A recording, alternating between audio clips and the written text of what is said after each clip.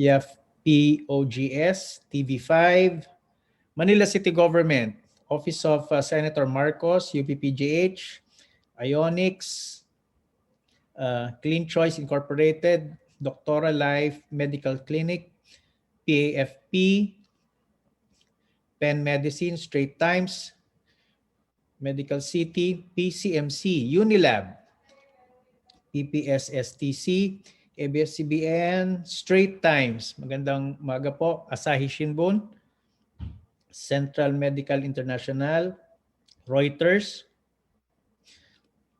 We have DZBB, Central News Agency, Manila Times, PCOO. Magandang umaga po.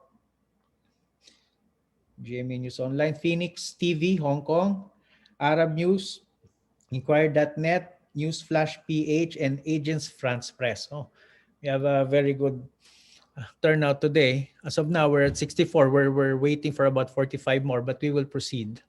So, ladies and gentlemen, to do the opening and introduce the various fellows under OCTA Research, may I introduce to you the founder of OCTA.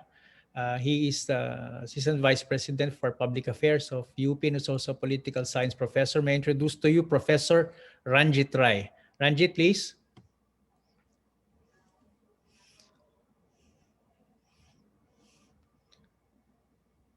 Hello. Yeah, I see Ranjit already.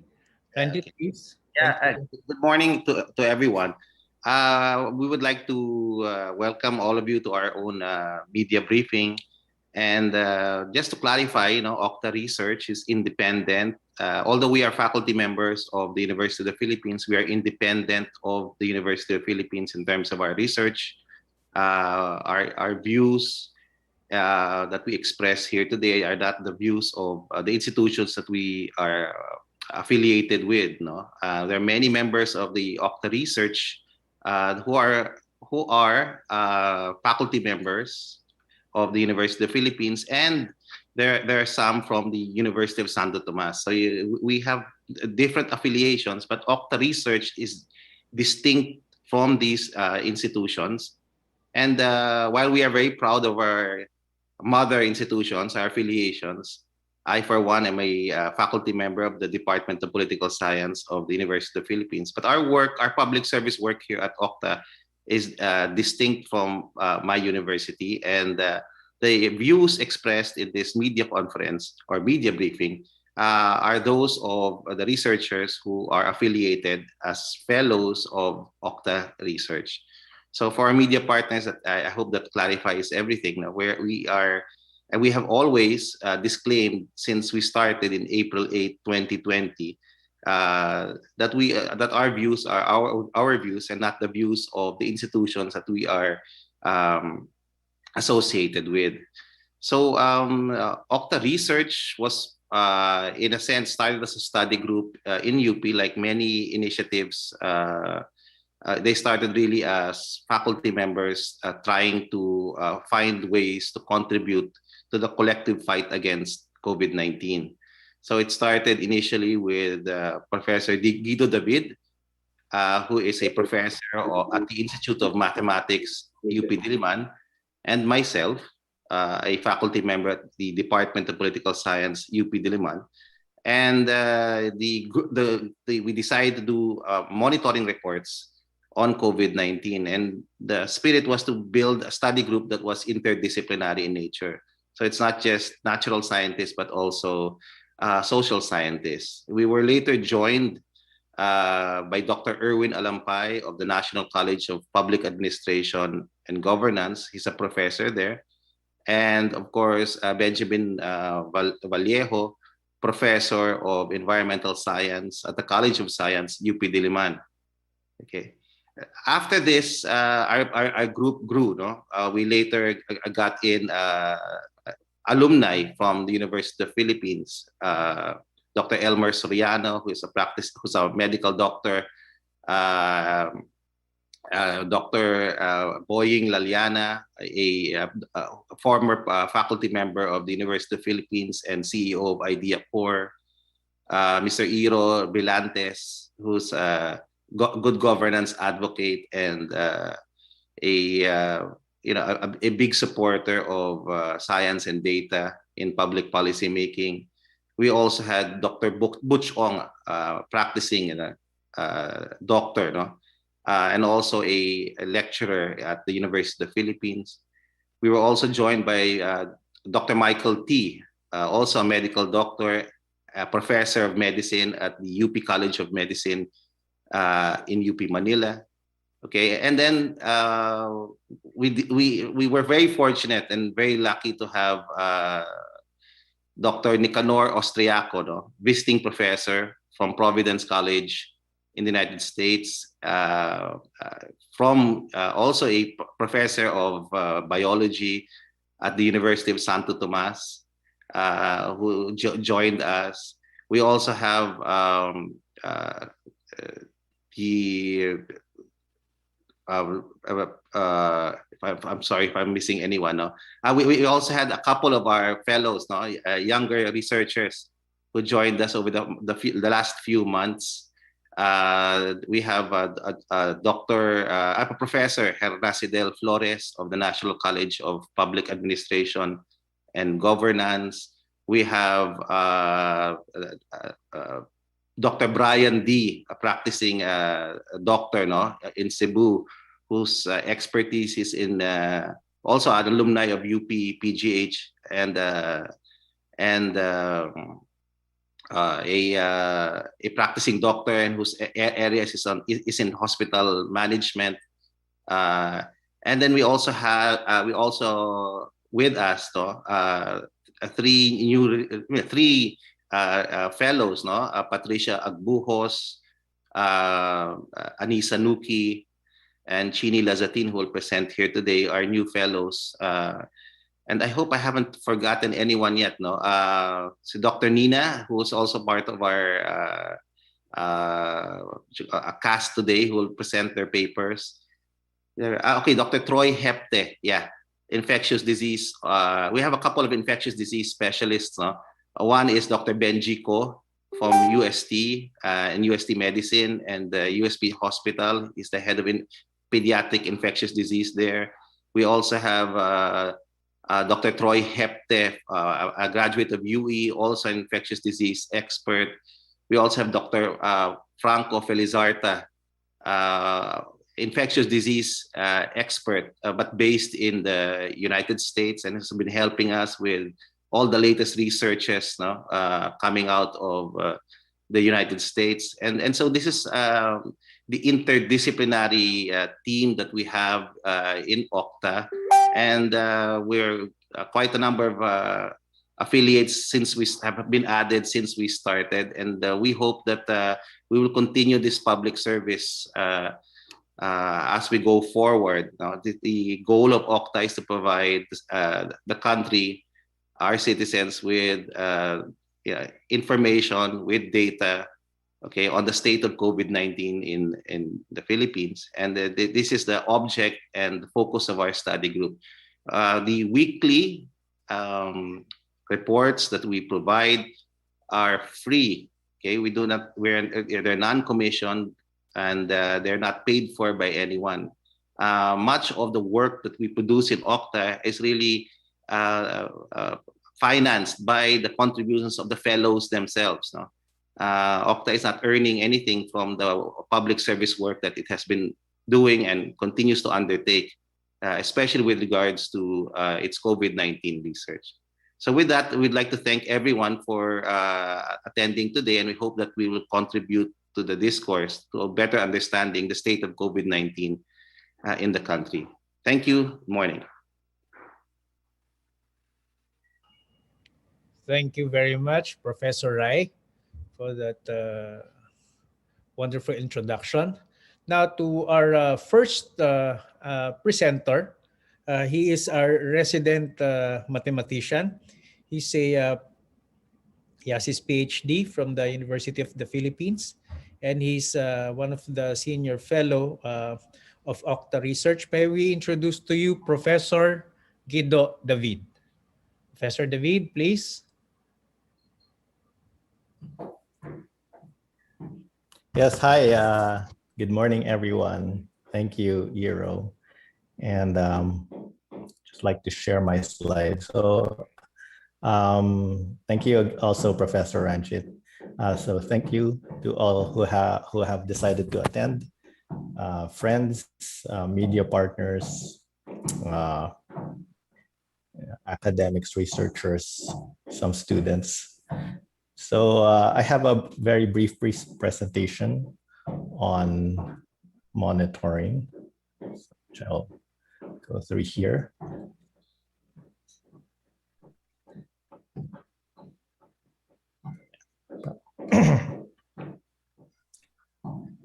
But this is actually not just monitoring, but a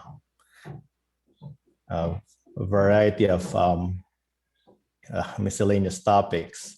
So anyway, this is just an overview how we are, where we are right now compared to last week. So we can see that right now we're averaging in NCR, this is only in NCR, we're averaging 2,000, almost 2,500 cases per day versus an average of about 1,500 cases per day.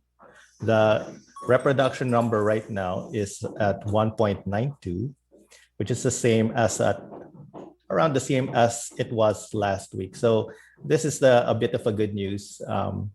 It means that the interventions that we have imposed have helped at least help prevent a further increase in the reproduction number.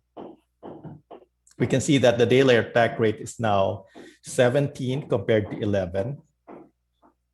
And this is very high. Above 10 is considered high by international standards. So an attack rate of 10 per 100,000 per day. Positivity rate is now 14%.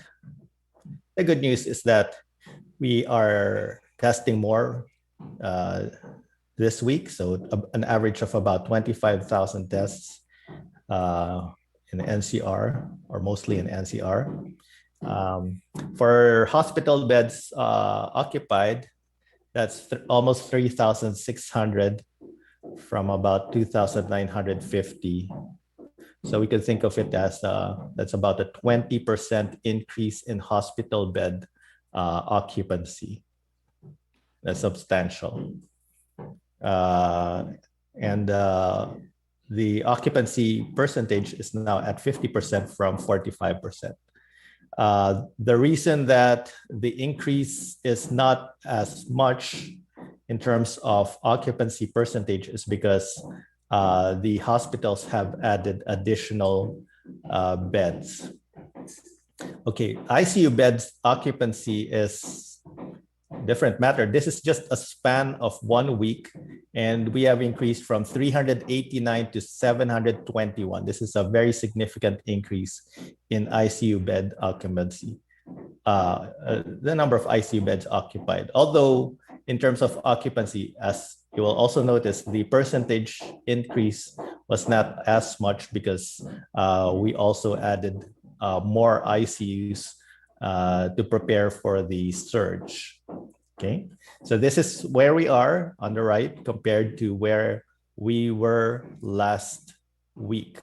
Okay, now if we want to compare it against the surge in August, and we chose July 28 to August 3 because this was the week before we implemented MECQ. This does not mean that this had the highest numbers, because after MECQ, even though the MECQ was effective, the trend did not immediately decrease. That's the nature of these lockdowns and these interventions. It will slow it down. It will reduce the reproduction number, but it will not cause the number of cases to decrease yet. Okay. So here we can see that in terms of new cases per day, on July 28 to August 3, we were actually averaging less in Metro Manila, almost 1,800. So that's 25%. We now have 25% more than 33% more than we had last year before MECQ. Reproduction numbers also higher. Attack rate is also higher, obviously. The number of active cases, it's hard to find the data for this, but based on what we found, we estimate the number of active cases around 40,000 at that time compared to about 33,000. Why is it lower now? Well, because the surge happened faster, and that means that we have not accrued the same number of active cases yet because of the speed of the surge. Positivity rate was higher back then, 17%. And the main reason for that is because there were less tests being conducted at that time, about almost 19,000 tests per day compared to about 25,000, as I mentioned now. There were more hospital beds occupied then, 4,091.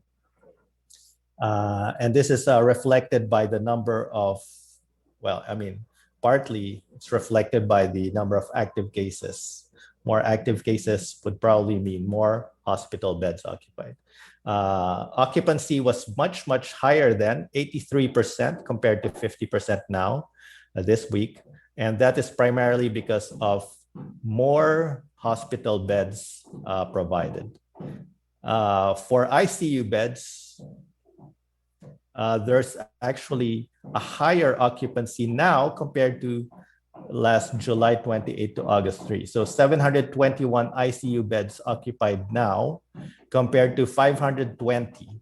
Although as a percentage of occupancy in ICU beds, right now it's still lower, it's 66%. And that's primarily, of course, because of additional ICU beds. However, do note that 66% is close to the 70% critical level. So last year, in July to August, we were at 75%. This is the to-date case fatality rate, which means that this is the case fatality rate for the entire period from the start of the pandemic. So this is from the start of the pandemic until August 3. The CFR was 5.4% in NCR. This is only in NCR. Right now, it's 1.9%. So this is good news, and that reflects the better preparation of our frontliners and our medical professionals, our doctors and nurses in managing COVID now. So that has helped reduce the case fatality rate. Okay.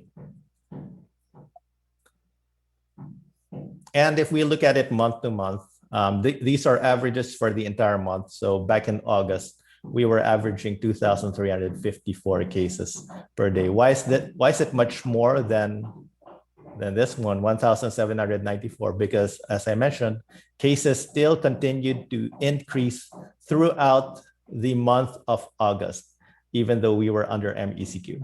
It does not mean that MECQ was ineffective.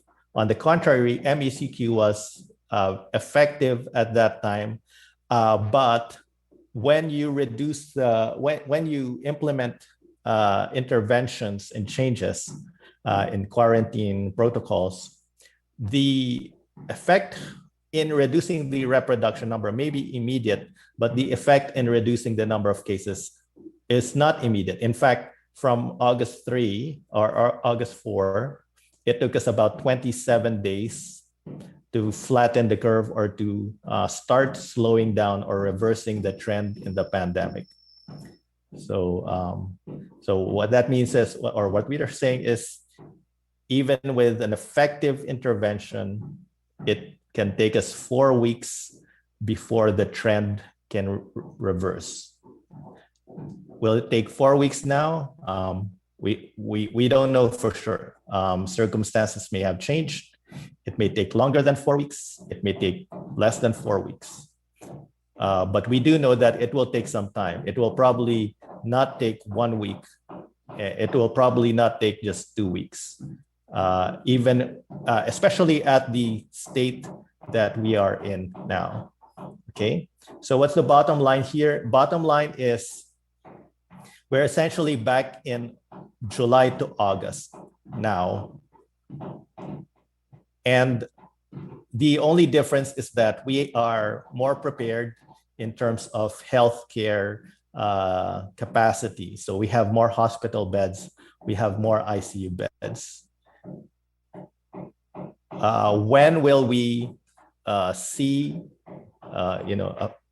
hospital beds occupancy reaching critical levels? Our colleague, Father Nick, has a nice set of projections for hospital occupancy, but I'll go over that also in a short while. But as you can see, in terms of daily new cases, it has been a rapid increase. 1 month ago, we were averaging just 500 cases per day. Now we're around 2,500. There's some hopeful signs. As you can see here, on March 15th, 15th, that was the peak so far. But the curve, the orange curve, if you look at it, it has a change in slope. What that means is there is a slight noticeable change in the trajectory. This is just a short term, or this is just for a few days. So we cannot confirm yet if this is a permanent trend in direction, but at least it's something. Okay, it can give us some cause to be optimistic, although it's not flattened yet. It's not leveled off yet because there's still a slight increase. So the next few days will actually tell us a lot about the upcoming trend, if it will continue to increase. But if it will slow down, we will know within the next few days, by next week especially. So take note that March 15th would be the start of the curfew period in NCR. Curfew and more ordinances, localized lockdowns. So of course we state that these interventions should have an effect, even if it's a little effect on the trend. So hopefully that's what we're seeing now. We cannot guarantee it will have an effect, but it should have at least some effect, because reducing mobility, having ordinances should definitely help. Will it be enough? That's a good question. Now, as you can see, the reproduction number has decreased slightly. So it's now around 1.9. These are 7-day averages. So we can see that, there's some reason to be a bit optimistic, but yes, 1.9 is still a high reproduction number. It's still close to 2. That means each person will still transmit an average of 2 individuals the virus. Okay, and this is what I mentioned a while ago.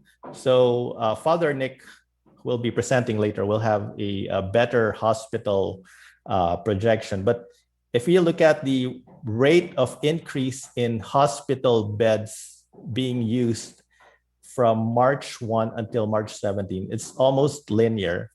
Now, this is I teach math modeling. So, of course, we should be careful in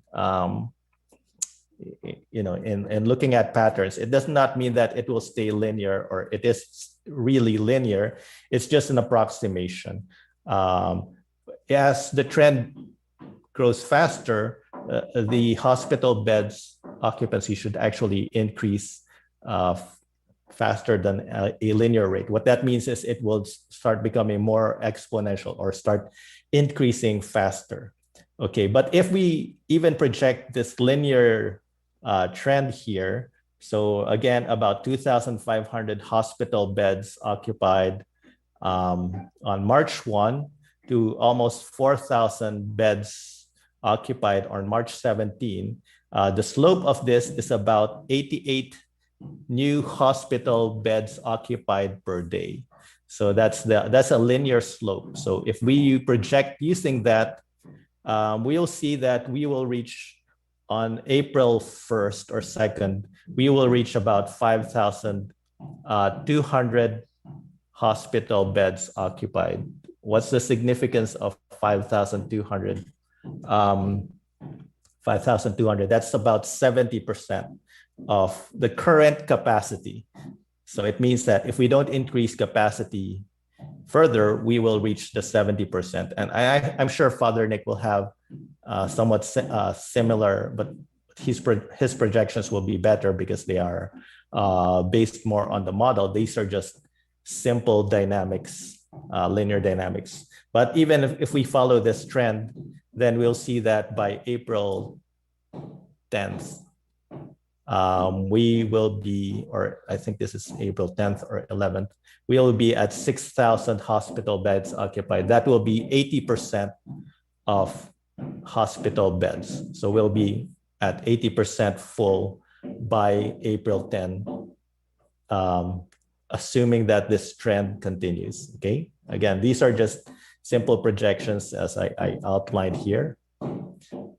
Now we have two projections. So we lowered the reproduction number here to accommodate some of the developments. And when people ask, why do you change the projections periodically? Well, because the trend is changing. It's changing almost every day, and sometimes we do updates. So, but what this means is that if the trends continue without any changes, we may still reach about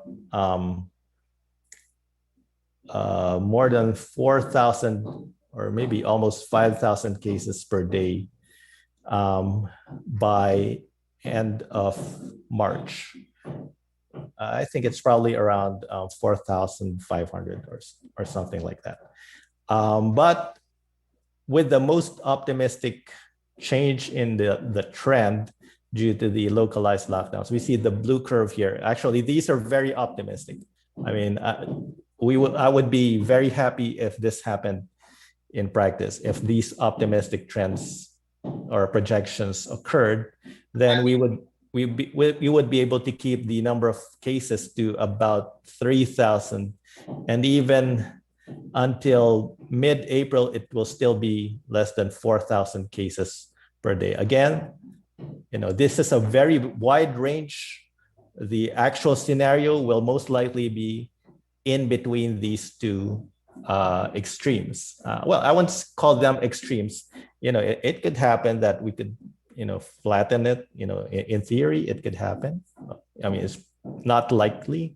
It could also happen that it will increase even faster than the green columns here. Although, again, I would say that that's unlikely considering all the interventions that we have right now in NCR.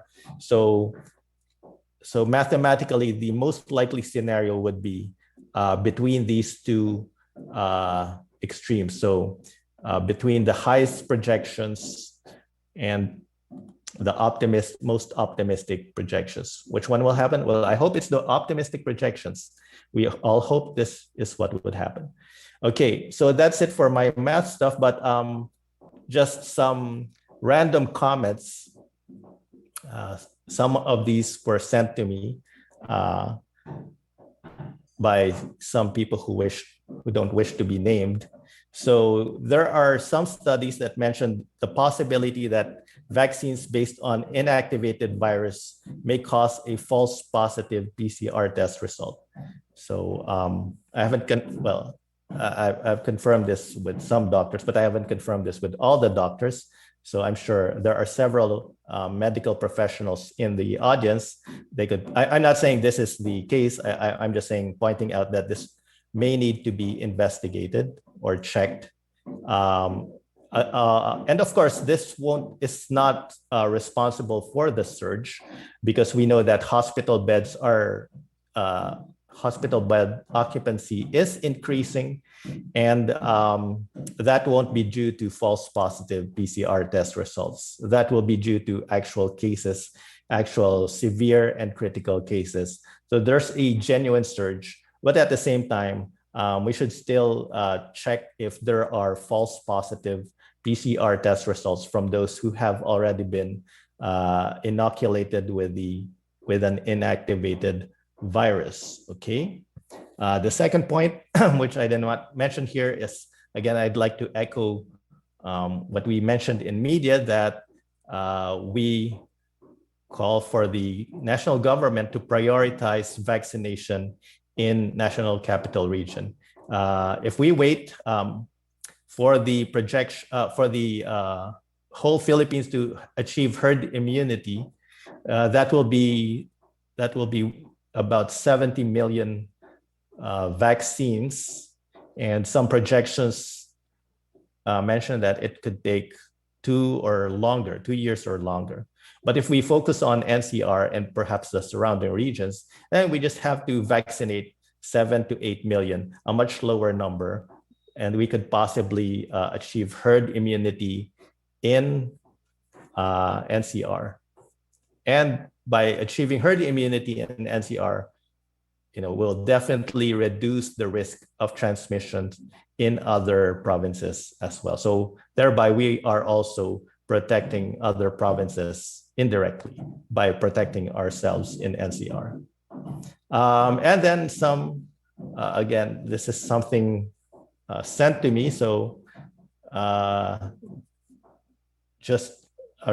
think these are a set of requirements for inoculation with Sinovac.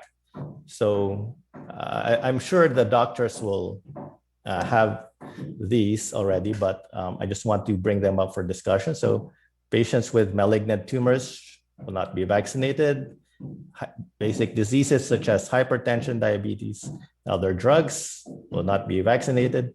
Mental illness such as depression should not be vaccinated. Family hereditary diseases should not receive vaccination. Cardiovascular and cerebrovascular diseases should not be vaccinated. I mean, people who have these, if you have had heart surgery, you will not be vaccinated. Recovery period after major surgery, no vaccination will be given. Those who have used blood products and immunosuppression within the past 3 months will not be vaccinated. People who take this will not be vaccinated. Women who are pregnant for 3 to 6 months will not be vaccinated. Those who take immunosuppressive agents for a long time will not be vaccinated. People with moderate to severe anemia will not be vaccinated. People have taken antiviral drugs and anti-allergic drugs within 3 months. Okay, antibiotics must be discontinued. The symptoms disappear, and the vaccination can be done after 1 to 2 weeks. So hepatitis B and this one, okay, which I cannot read. I'm sure Dr. Liachan can read this. Will not be vaccinated. Only vaccinate with stable hypertension control below 140/90. So blood pressures must be this level or below. All vaccines that are contraindicated for influenza are contraindicated. Okay. Not sure about that. This was translated directly from Beijing. So the flu vaccine can only be vaccinated after an interval of 14 days. Okay, so again, these are just some, it sent to me by a concerned citizen. So I thought I should just share them. That's the end of my presentation, and I'll turn this back now over to Iro, and I think we'll have question and answer later in the program. Thank you, everyone. Thank you very much, Professor Guido. For our questions, you may want to post your questions through chat, and later on, after all the presenters and the reactors have made their presentations, then we will open up the floor for some questions. So please bear with us. For the next presentation, may I introduce to you our another Octa Fellow. He's a father, as a priest. Ladies and gentlemen, may I introduce to you Father Nicanor Astriaco for our hospital capacity projections. Thank you very much, Father. Please present.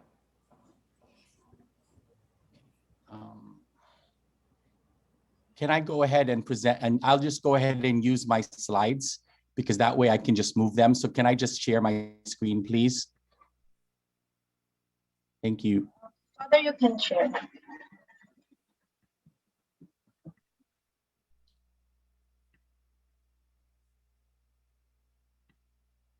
So good morning, good evening from the United States. So what I would like to do this morning is to talk about second surge considerations in the NCR. I would like to build on the work that Professor Guido mentioned, and I would like to also talk about mobility and using mobility parameters and mobility trends to identify how different social interventions could possibly alter the reproduction number for the pandemic in the NCR. So I took this graph just yesterday from our World in Data to give you some perspective of the surge, the current surge in the Philippines. So you can see this is the initial surge in June and July that Professor Guido mentioned earlier. We are currently experiencing a rapid vertical rise that is typical of many variant-driven surges around the world. So I wanted to give some international perspective. So these are other ongoing surges currently in the world. So you can see the Czech Republic, Hungary, and Estonia. And if you look at the curves, what you will see is that the curves are very reminiscent, very similar to the curve of the Philippines that I just presented. Now, I chose these three countries because these three countries are actually smaller in population size than metropolitan Manila. So the Czech Republic is about 10 million, Hungary is also about 10 million, and Estonia is about 2 million people. And of course, the NCR of the Philippines is between 10 to 12 million people. To give you some perspective too about what's going on with these surges. So in these three particular countries, these three countries entered into lockdowns last week. So the Czech Republic entered into a lockdown on the 1st of March, Hungary on the 8th of March, and then Estonia on the 11th of March for 1 month.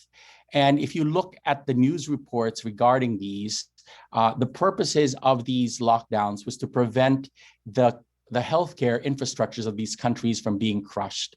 And so this is the context, this is the framework for my presentation today. One of the reasons why we must look at hospitalization, because though a lot of people are worried about deaths, and we should be worried about deaths, from a public health perspective, it's actually the protection of the healthcare infrastructure and the healthcare professionals that is really important. So we're now going to be looking at the current hospitalizations in the NCR at the LGU level. And so this is hospital total occupancy for COVID beds as of yesterday based on DOH data. And what I wanted to highlight here is that only six of the 17 LGUs currently exceed the 70% critical capacity threshold that is established by the DOH. And the same thing can be said for ICU bed capacity. So if you look at ICU bed capacity, again, only 5 of the LGUs currently exceed the 70% critical threshold. And what is important you see here is that we can compare the first and second surge.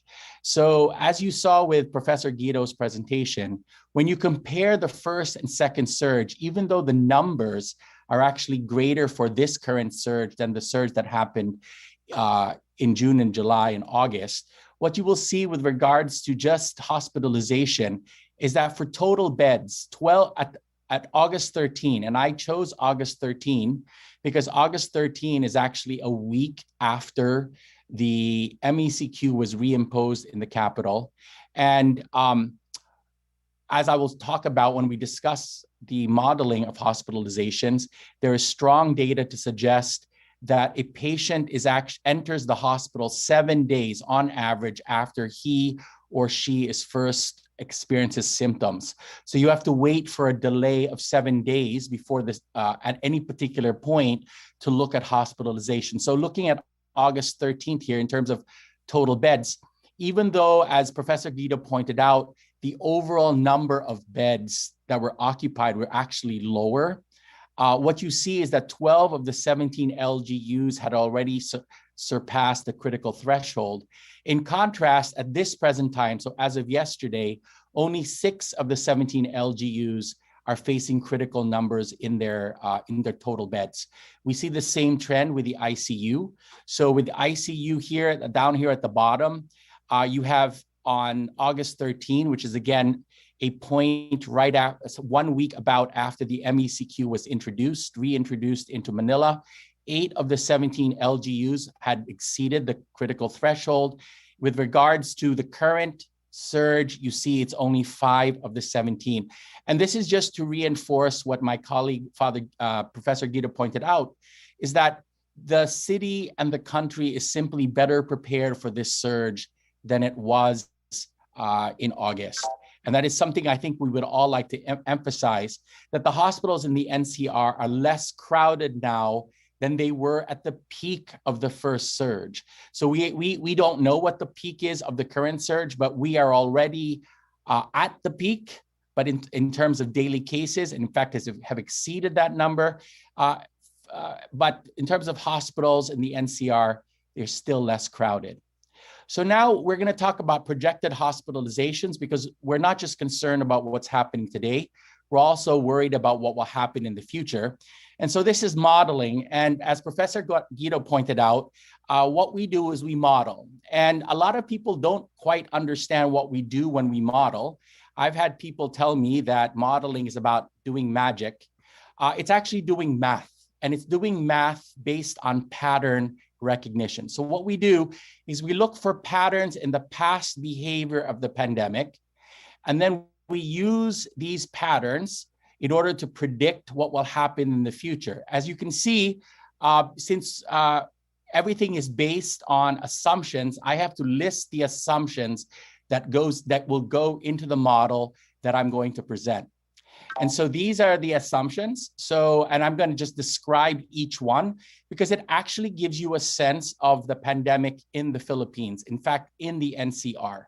So on average, patients who are hospitalized are admitted 7 days after the date of onset or symptoms. And this is actually a number that is established throughout the world.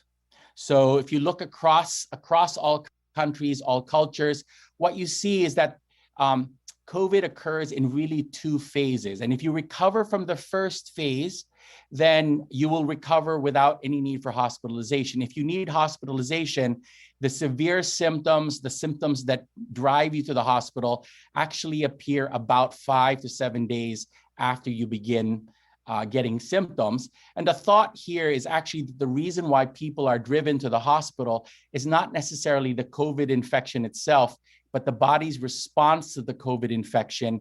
And people and physicians call this a cytokine storm. Now, on average, patients who die spend 10 days in the hospital. This is actually a data point obtained from the Philippine General Hospital. So these numbers are now specifically targeted for a population in Metro Manila. The same thing happens for the following data point. On average, patients who survive spend 27 days in the hospital. And you can see why, you can imagine why our hospitals will quickly become overwhelmed if we're not careful. Because once a bed is occupied, it will take 1 month before that bed is free for another patient if that patient is to survive. Again, this is on average. And so you're always going to find patients who spend fewer days in the hospital and those who spend more days in the hospital. But this is data, this is the best data we can get, in this case, again, from the Philippine General Hospital.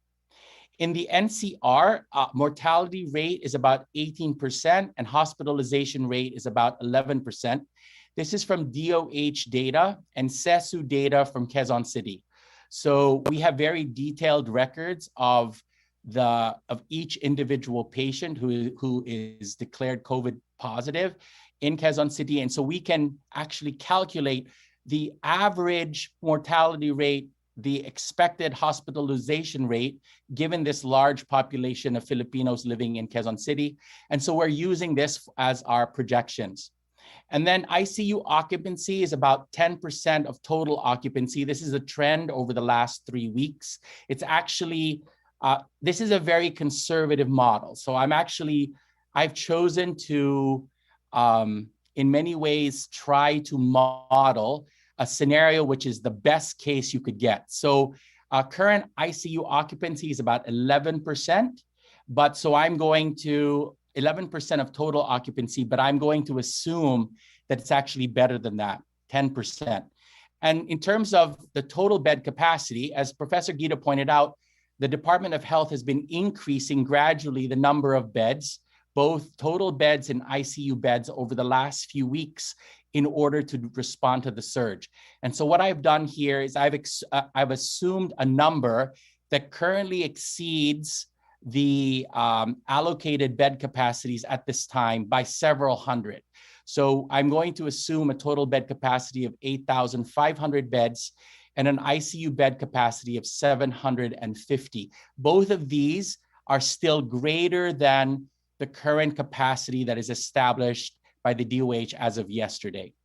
And so when we look at this, what we do is we look at the R. So as Professor Guido pointed out, the current reproduction rate, or R, is about 1.9. And so based on that R value, we can estimate, forecast, make a prediction based on past behavior of what will happen with both ICU beds and total beds. And so what I'm giving here is not absolute number of beds, but actually percentage of beds occupied.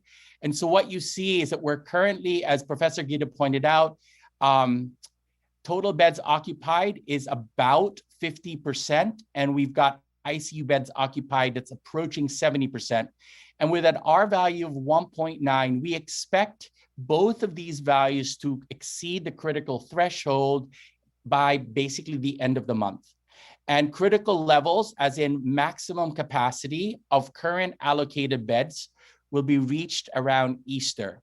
And this is important because the DOH can reallocate beds. So when we're talking about 100% capacity, we're not talking about all the beds in a hospital. We're talking about all the beds that have been allocated to COVID-19. There's still a significant number of beds that are available in the hospital, but what would have to happen is that the hospital would have to reallocate a non-COVID bed to a COVID ward.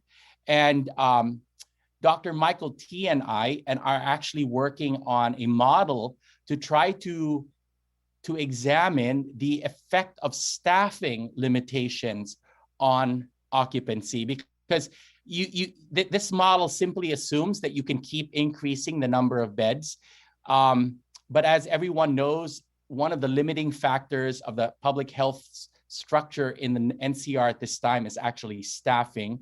And so Dr. T and I are focusing on looking at the nursing capacity of some of the large hospitals in the NCR in order to determine exactly how much headroom we have in the NCR with regards to increasing COVID beds, both ICU and total, given the limitations of staffing. Now, this is the current reproduction rate, 1.9, and we're always hoping that these will go down. And so what we did is we also modeled what would happen if we kept decreasing the reproduction number. So on the left-hand side, you have the projections for a reproduction number of 1.9. And then you have reproduction numbers of 1.7 and 1.5.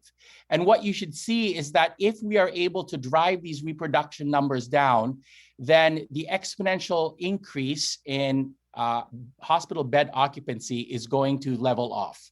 Now, with an R value above 1, there will always be an increasing number of beds, because one person is going to infect 1 point something persons. And so inevitably, unless we drive the R value below 1, you're going to exceed hospital capacity. However, by decreasing the R value, you can delay and lengthen the time before hospital occupancy reaches critical thresholds. And so the goal here, as we will talk about over and over again, is that we as a Filipino people must work hard to reduce the R value in the NCR as well as in the country as a whole in order to preserve our hospital infrastructures and protect our medical frontliners.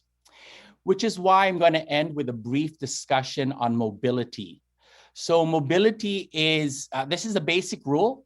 So decreasing mobility will decrease the R value. And so what we want to do, I've been getting a lot of questions about, how effective will the quarantine be? How effective will the limitations be? Well, there are two numbers that we will be looking at. Professor Guido pointed to the R, and it's been hopeful that the R has somewhat decreased from a high of 2 over the last few days. But we can also look at mobility, because mobility is directly proportional to the R. And so this is Apple mobility as of this morning.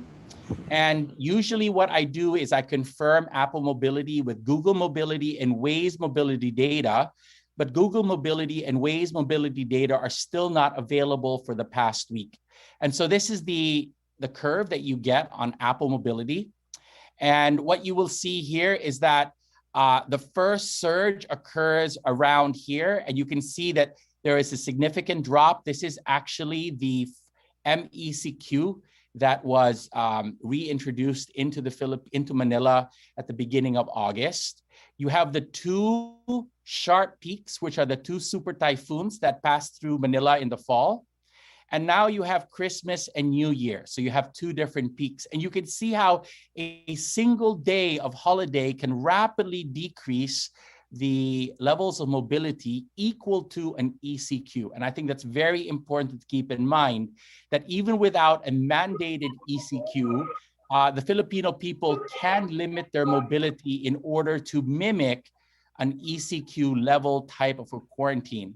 So if you look at the mobility changes in the past week, what you notice that all of the different parameters have decreased. So walking has decreased by 10%, driving by 7%, and the public transport has decreased by 1%. Now, public transport is particularly significant in Metro Manila because significant numbers of Filipinos use public transit in order to travel around the capital region. But hopefully, one of the things that I would like to highlight is this downward trend in mobility is hopeful. It suggests that the curfew and other restrictions are actually doing something to decrease mobility. And since the R is also decreasing, it would suggest that since both the R and the mobility are decreasing for now, that you could attribute the decrease in the R to decreases in mobility. Now, what we can also do is we can compare the first and second surge with regards to mobility. So if you look, again, the first surge, I'm using August 13, 2020 as a proxy for the first surge. It's right just in the middle of the MECQ. So this is the MECQ that was able to shut down the first surge. And now this is yesterday's data, the second surge, March 17th. And what you can see is that right now, the mobility in the NCR is still higher than the mobility minimums that we achieved during the MECQ in August. So the second surge in terms of walking is still 19% higher with mobility, and driving is 8% higher mobility. And again, incredibly significant because public transport is the means of transport for most a significant number of Filipinos in the NCR. You have 25% higher mobility at this time. And so to avoid a lockdown, and again, it's important to put into perspective, to avoid a lockdown, we need to encourage our people to continue to decrease their mobility using a voluntary personal ECQ. And Dr. Tony Lechon, I believe, who's on this call, has called for one of these. And I personally, I believe OCTA as well, we are all together in asking our fellow Filipinos to exercise a voluntary personal ECQ for at least the 2 weeks, because 2 weeks is the lifespan of a single lifespan of a virus, of the SARS-CoV-2 virus. And so if we all voluntarily, at least those who are capable, because again, one of the things that is striking is that, and as I point out, right, we do this to protect our healthcare workers, but not only them, but our poor kababayans who if they don't work, they don't get paid. And so those of us who have the privilege of having a more flexible work schedule should choose to embrace a voluntary personal ECQ, and that I think all of us here would hope that our businesses and our industries would support as best as they can the desire of our fellow employees, our workers, to stay at home and to work at home as much as possible in order to decrease the mobility. So thank you very much. That ends my presentation. Thank you very much, Father, for that very enlightening presentation. Now we will proceed to our next presentation on COVID and the Philippine economy with our expert on economics. May we introduce to you Miss Janine Chini Lasatin de Leon. Chini, please. Thank you, sir. Let me just share my screen.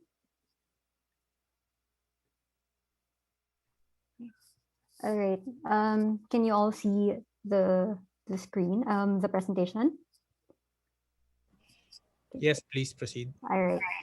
Okay, so let's start off by saying that 2020 was a bad year for the country. So we began the year with a Taal volcano eruption, followed by rising cases of COVID-19 abroad. And this disrupted global supply chains, which inadvertently affected us because we live in a highly globalized world. So back in January, most of us were still hopeful that the lockdown in Wuhan, China can contain the virus. So traveling to another country was still easy back in January, and even hospitals were still operating normally then too. So in the first quarter, we experienced a slight contraction of negative 0.7%. But come mid-March, the Philippines reported its first locally transmitted case and its first COVID death. Many countries have also declared COVID-19 outbreaks by then, and the world economy came to a grinding halt. As the days went by, we saw a dramatic increase in cases, right? And then this prompted the government to put NCR on lockdown in mid-March. All but essential businesses and establishments were allowed to operate. And many of our kababayans, because their workplaces were closed, could not even go to work. And also because of travel restrictions between regions and cities. As a result, many of our kababayans lost their jobs. And by the end of the second quarter, the Philippine economy fell into a recession officially. So we've had two subsequent contractions in quarterly GDP, which brings us into a technical recession. So in the second quarter, year-on-year GDP growth fell by like 16.9% decrease, okay, which is the largest contraction since the mid-1980s. Although we did call for a timeout in the third quarter, there was a gradual reopening of businesses and a slow return of global economic activity as well. So as a result, our year-on-year GDP growth rate for the third quarter showed an improvement and registered a slower decline of negative 11.4% from the previous year. So the continued return to economic activity in the fourth quarter eventually resulted in an even slower decline of 8.3% by the fourth quarter. But on the whole, in 2020, the Philippines still experienced its largest contraction in several decades, with annual GDP growth falling to negative 0.9%.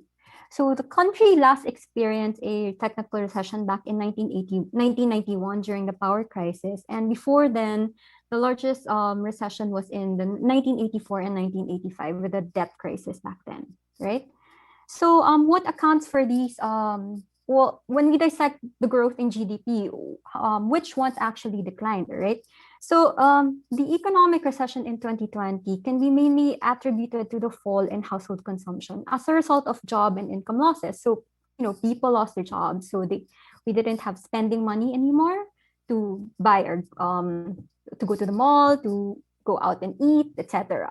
So according to NEDA, this reduction in household spending is equivalent to like 801 billion pesos, which is around 2.2 billion pesos per day, or equivalent to income loss of around 1.04 trillion pesos, or an average of 2.8 billion pesos per day. On a per capita basis, the NEDA says that it is equivalent to an annual income decline of some 23,000 pesos per worker. But again, this is on average.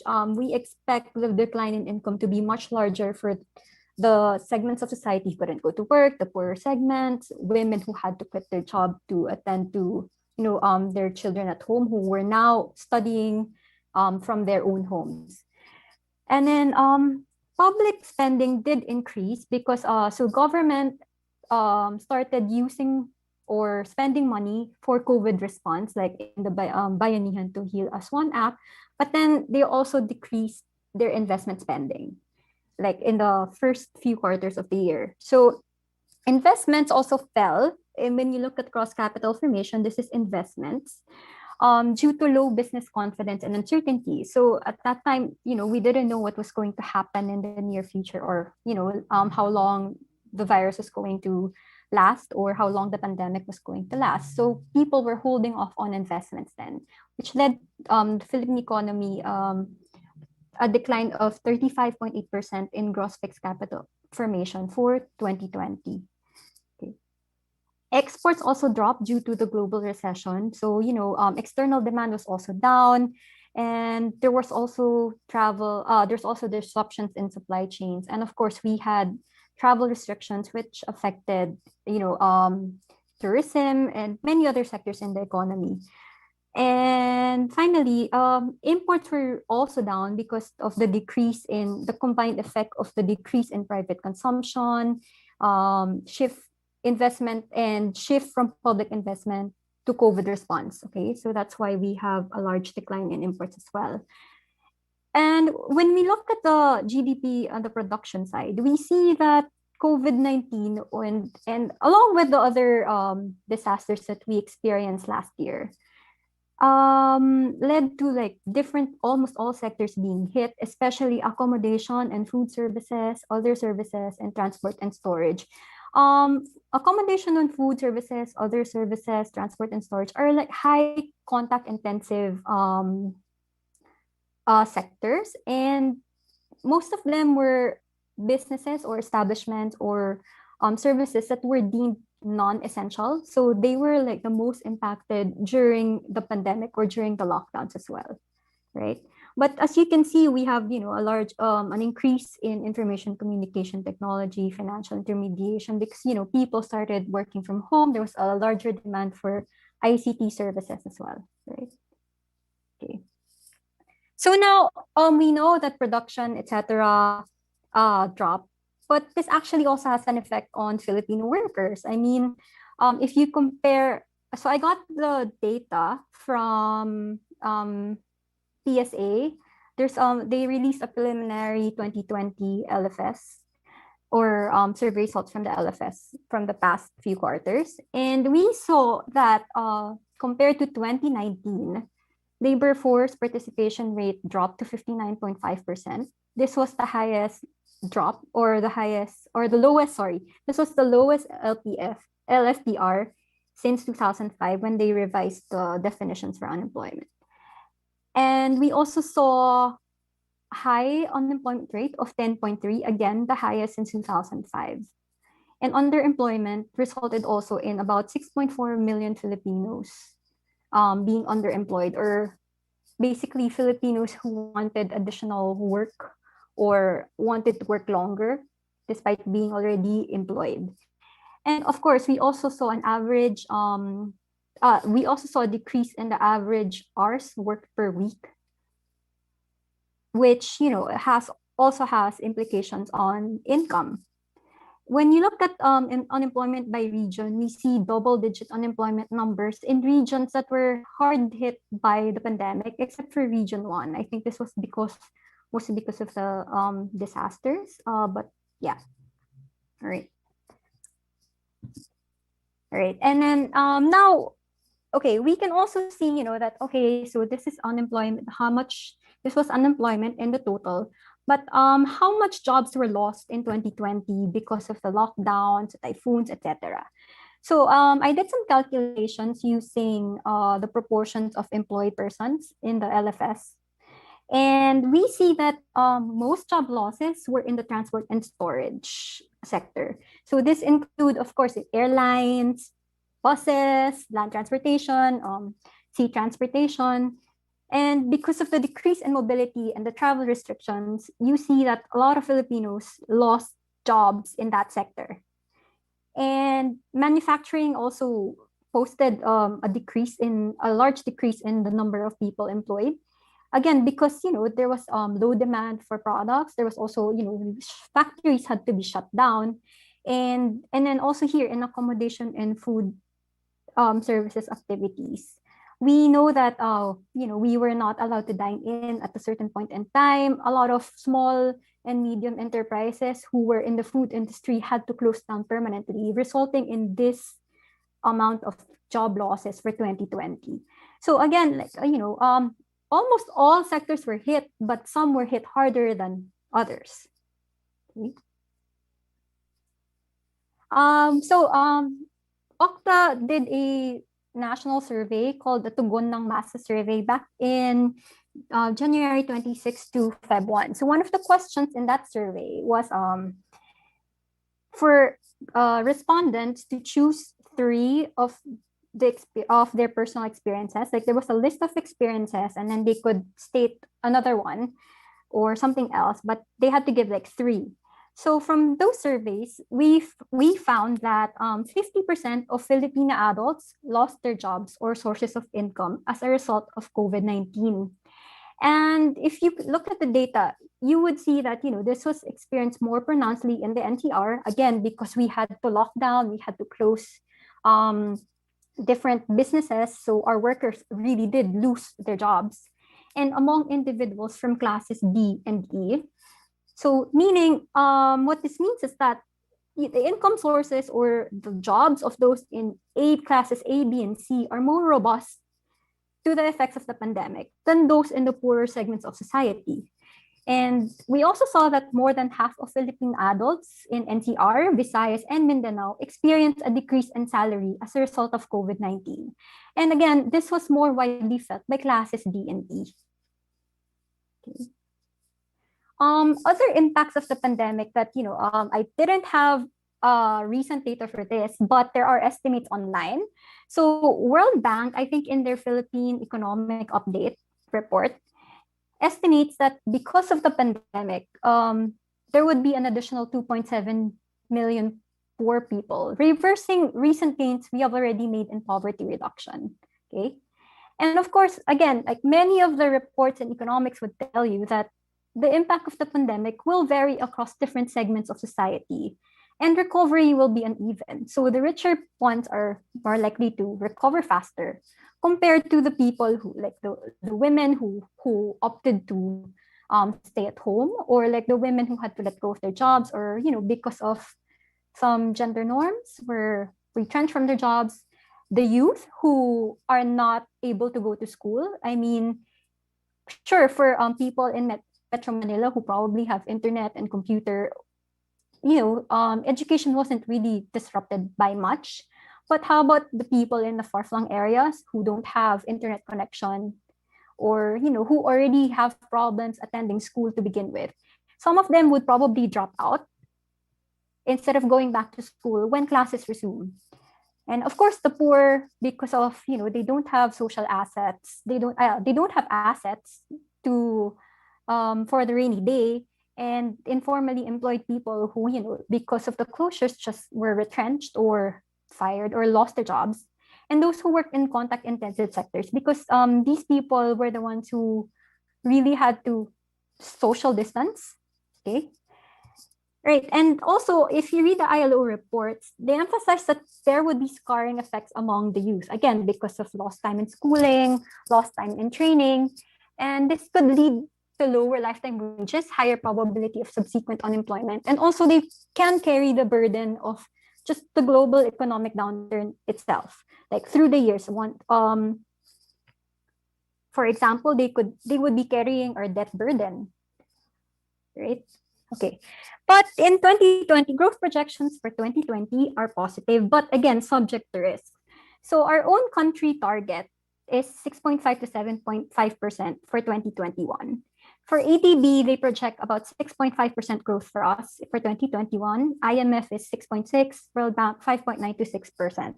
And I just want to say that these projections, even if they are positive, don't bring us back to the level we were at pre-pandemic. And these projections assume a continued resumption of economic activity. But economic activity could be disrupted with the resurgence of COVID-19, both locally and globally, among others. And one way for us to achieve these targets, or even maybe exceed these targets, is to really have a vaccination program that which is efficient and swift, right? This is like one of the ways that you can bring back consumer confidence or make people feel safe enough to go back to the malls, right?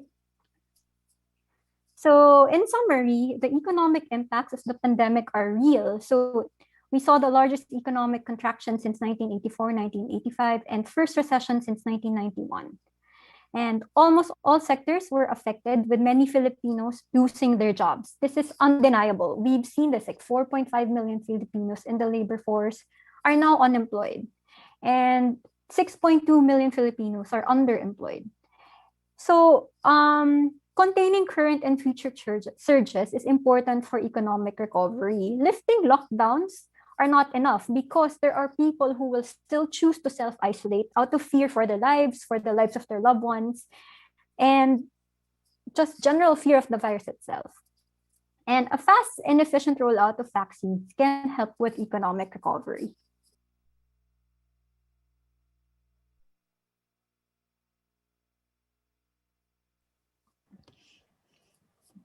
Thank you very much, Ms. Chini. Thank you. Thank you. Thank you. For our last presenter, who will be providing the concrete policy proposals in moving forward in dealing with the surge that we have right now, and other intervention proposals. May we introduce to you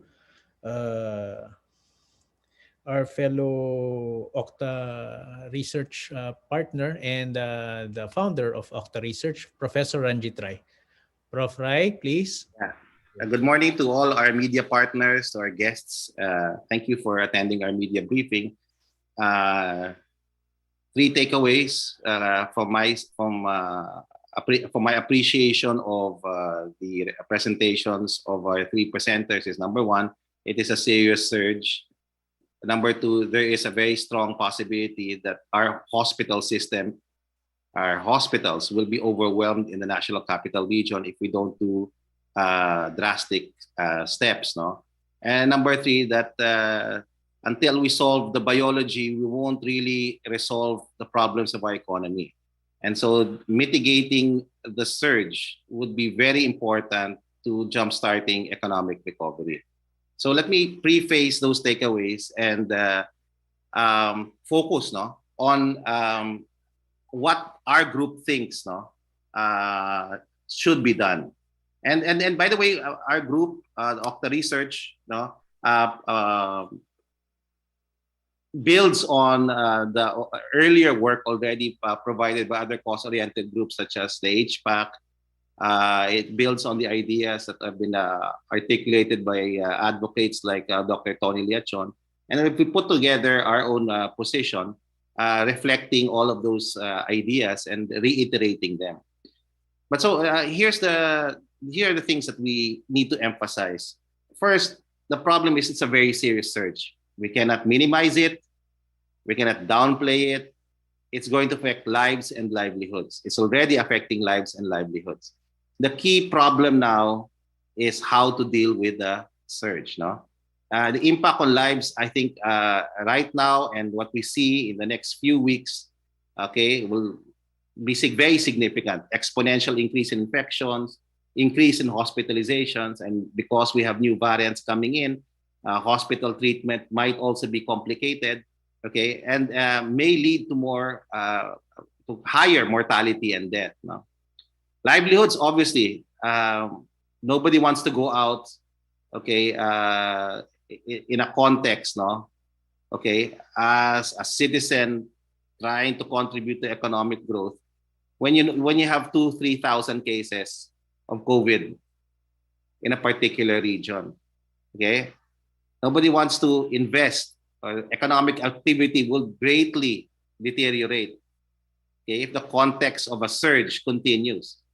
And that's why we're very clear about this. No, the only way to jumpstart economic growth, in which we were trying to do, and we were able to do towards the latter part of last year, was only undertaken, only realized when we were able to mitigate transmissions. And that's the basic message that we want to emphasize here. If we don't deal with the surge now effectively, no, and quickly, it will even also complicate our vaccination program. We cannot vaccinate in such a context, okay, where we have many of our health workers dealing with the surge. Many of our hospitals now are at full capacity, okay, and while we still have some excess capacity to spare, it is, of course, prudent for us to find a way to slow down this surge. An important point that I want to raise, no, the surge is record-breaking. This is a different surge from the surge last year. The current surge is record-breaking in terms of its infectiousness, the speed of the increase, and the potential for overwhelming our healthcare system in the next few weeks. So we need to deal with it, and we need to deal with it collectively. You know, the inability to deal with this surge, okay, will undermine everything that we worked for the whole of last year. So much was sacrificed last year in terms, we had a very long ECQ, which cost us trillions of pesos now in the end, okay? It cost us lives, it cost us livelihoods, okay? It was a great disruption to our lives. And if we are not able, and all of that sacrifice will be in vain if we're not able to effectively deal with the surge that is happening, that will overwhelm us, whether we accept it or not, whether we're prepared for it or not. And so the key question is, how do we deal with this surge? Okay. So the presentation I'm showing is the same presentation we showed all the Metro Manila mayors. So the surge is largely in the NCR, and it's beginning to evolve in the outlying areas like Calabarzon, but it's largely concentrated in the NCR. And so we were given an opportunity to present our data and analysis to all our mayors last March 11. And we'd like to share with you some of the things that we shared with them about how we think we should deal with this surge. So how do we contain the surge? We were talking to our own Metro Manila mayors, no? And we believe that, yes, minimum public health standards are very important. You know, what Father Nick, Dr. Tony, and Dr. Guido had been emphasizing over the past 2 weeks, no? Personal, voluntary ECQ, okay? The practice of minimum public health standards, wearing of masks, face shield, practicing of social distancing, and the washing of hands. But we believe in OCTA that while this is important and this should be a cornerstone of our approach to dealing with this current surge, that it by itself this will not be enough. And that's why we welcome government's efforts. I think yesterday the government had already made some major steps towards reducing mobility by reducing capacity in certain establishments. The belief in our belief is that we need a circuit breaker lockdown. Okay, now I know that you know, a lot of people are allergic to this. A lot of people really are affected by lockdowns. We are in a form of lockdown now. we are supposed to be in GCQ, okay? But in reality, we have a very, very lax GCQ. It's more like an MGCQ, a de facto MGCQ. So what we're trying to say here is that we realize the importance of balancing lives with livelihood, no? With the economy and dealing with the surge. But we cannot move forward unless we realize that there should be some significant mobility restrictions that should be undertaken over the next few days, no? For us to be able to slow this surge down. So again, minimum public health, adherence to minimum public health standards is important, but by itself will not be able to slow this surge down. We need significant circuit breaking mobility restrictions. So I'd like to, there's always a problem with using terminologies, and we're very used to the terminologies developed by IATF, MECQ, and ECQ, GCQ, and all of that. But what we want to let people understand, is that when we talk about circuit break, it's precisely that. If we're talking about an electrical circuit, if something goes wrong with an electrical circuit, breakers come in so that the whole electrical system is protected, from the emerging problem. In this case, we're talking about a circuit breaker to reduce the R.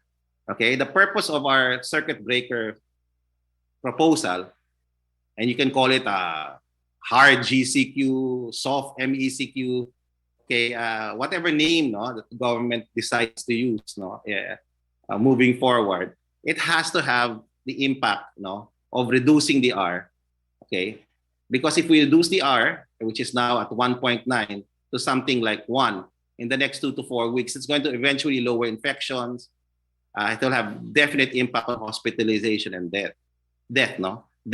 or mortality. So the circuit breaker lockdown has two important elements. One is, of course, strong adherence to minimum public health standards and very significant mobility restrictions.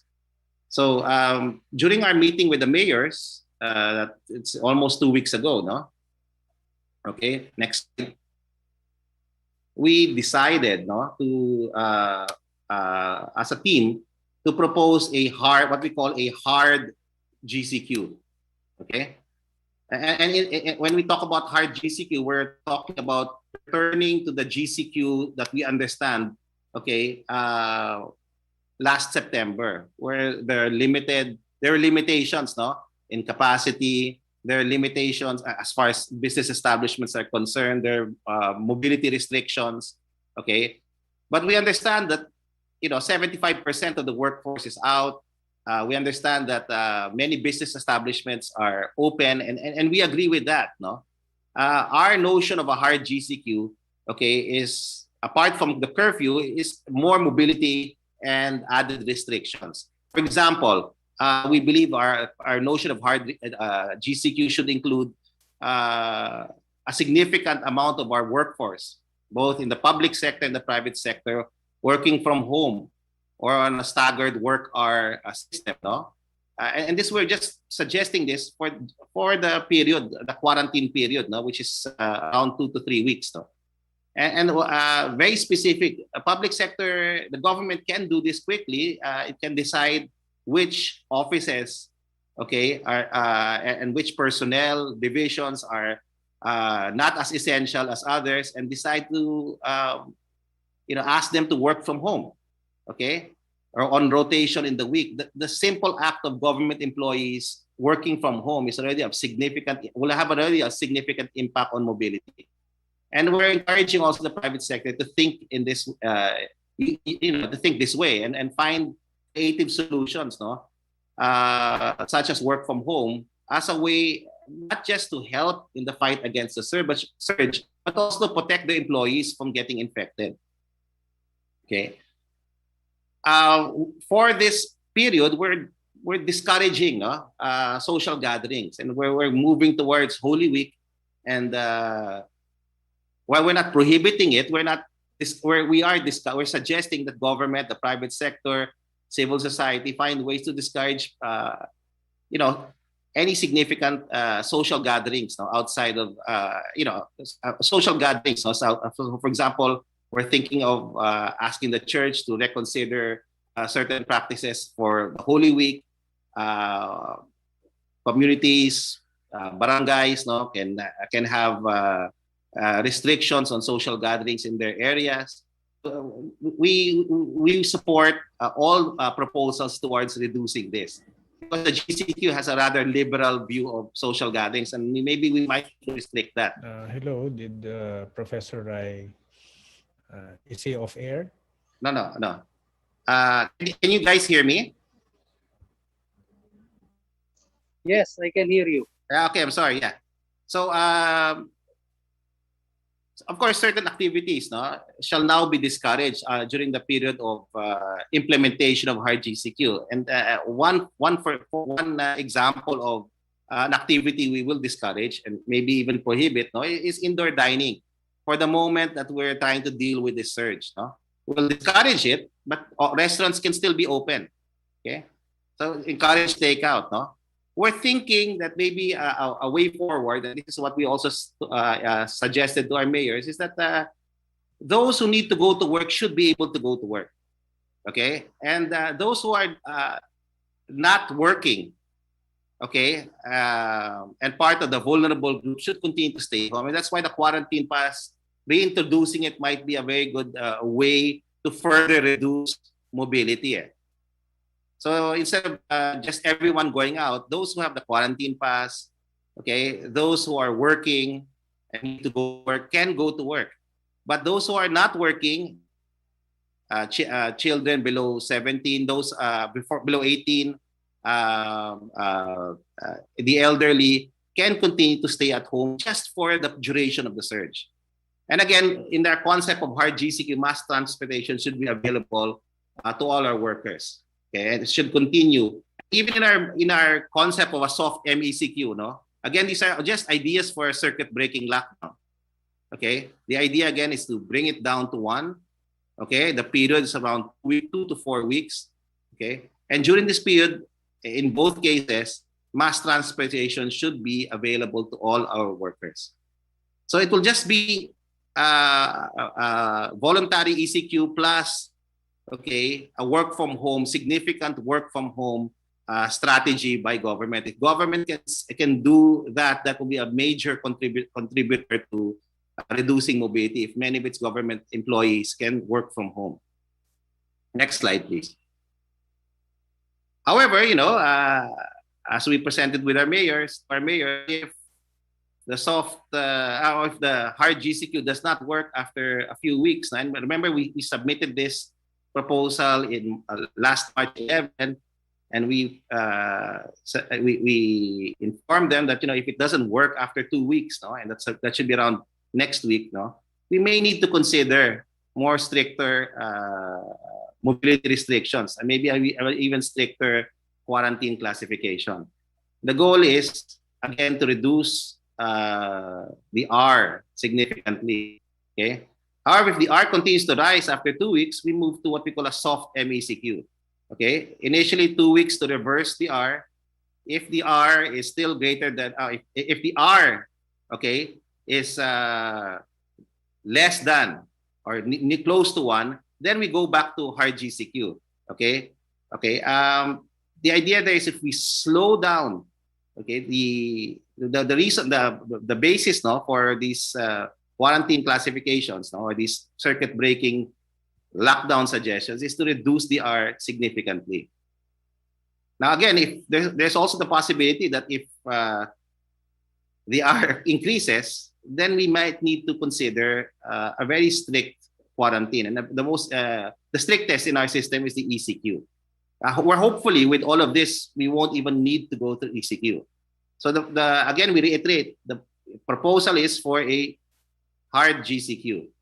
Okay. Now, if that doesn't work, then we go to a soft MECQ. And the soft MECQ in our position is one where businesses are still open, one where transportation is available for our workers. Okay. But of course, all forms of social gathering is prohibited. Work from home, okay, and other types of arrangements are required both in the public and private sector. We feel with these circuit breaking recommendations that R can slow down. Next slide.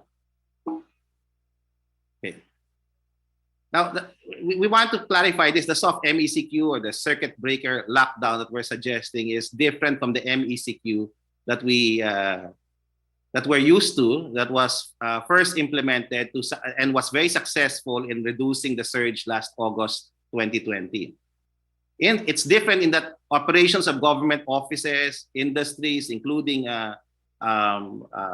small scale, or micro and small scale enterprises will continue.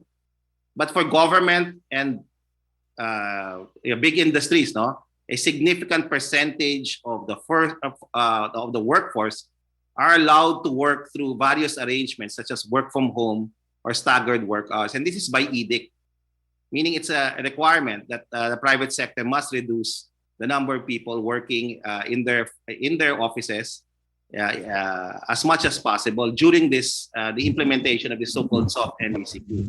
Malls and groceries and other essential businesses will continue to operate, but at a limited capacity. All social gatherings, and this is what's different within the hard GCQ and the soft MECQ, is that all social gatherings are prohibited during the quarantine period, but that mass transportation will continue for the benefit of our workers. So workers that need to go to work can go to work.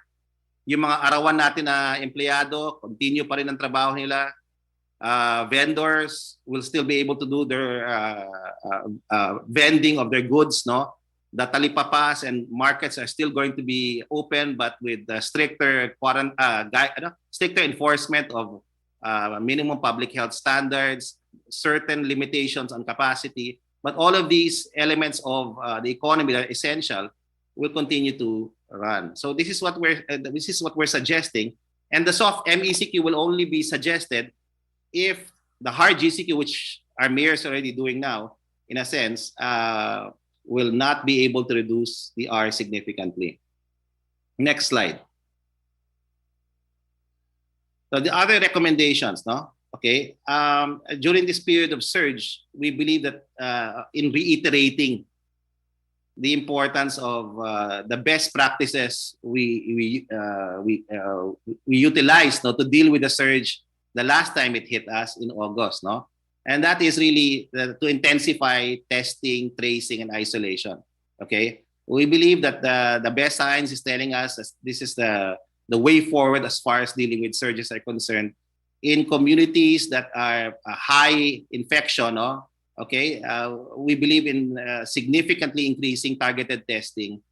We believe that effective contact tracing will help us, okay, manage the surge in Metro Manila. And we need to intensify this because contact tracing has been,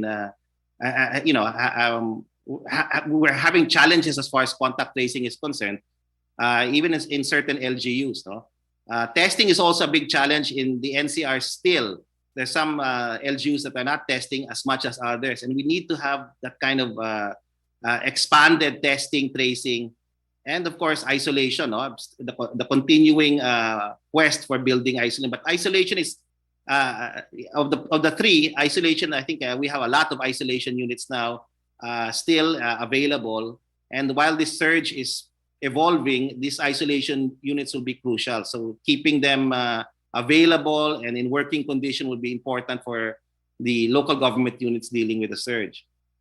We also are big believers in targeted lockdowns, but and we have already provided initial research on this in our earlier press briefings that it can work.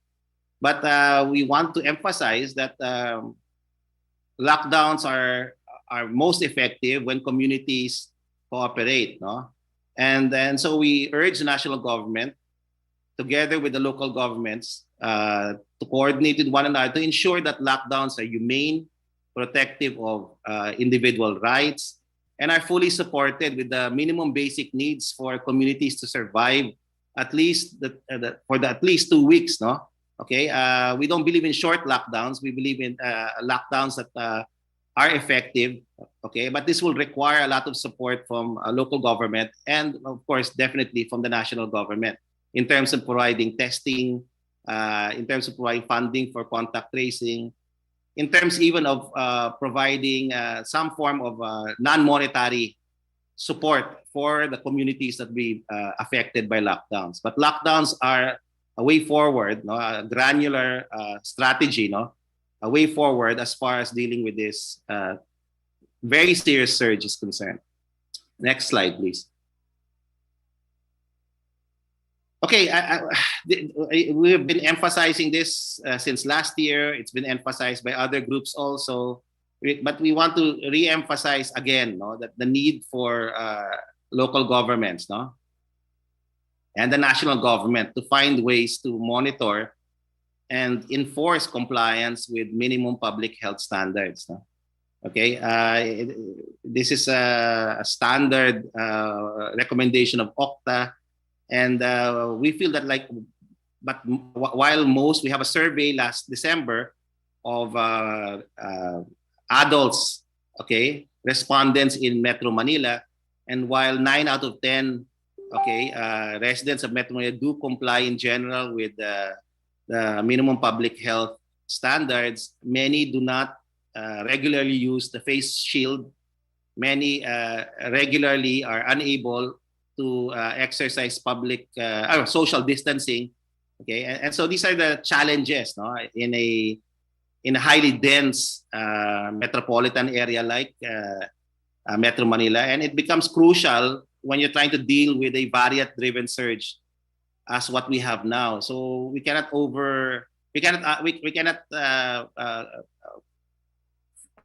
provide recommendations. We can't have complete recommendations without emphasizing this very important strategy, you know, moving forward. Next slide, please. Okay, agency is important in dealing with the surge. Individuals, citizens, no, what they do now in the next few weeks will be, in our view, more important than anything government does in trying to deal with this surge. And so Professor Guido David about 2 weeks ago talked about some form of personal GCQ, or ECQ, I should say, personal ECQ. Our friend Tony Liachon, Dr. Liachon, so a good friend of our team, no, you know, put it in a very nice way, a call for us to do voluntary ECQ. And this was discussed by Father Nick in his presentation earlier. And it's really summarized in this picture, no? Not going to church for the period of the quarantine, not going to gyms, recreation facilities, not going to salons and barber shops, not eating inside restaurants, so indoor dining is discouraged, no? Trying to prevent, no, or trying to limit non-essential travel, okay, and of course, no, strictly observing protocols.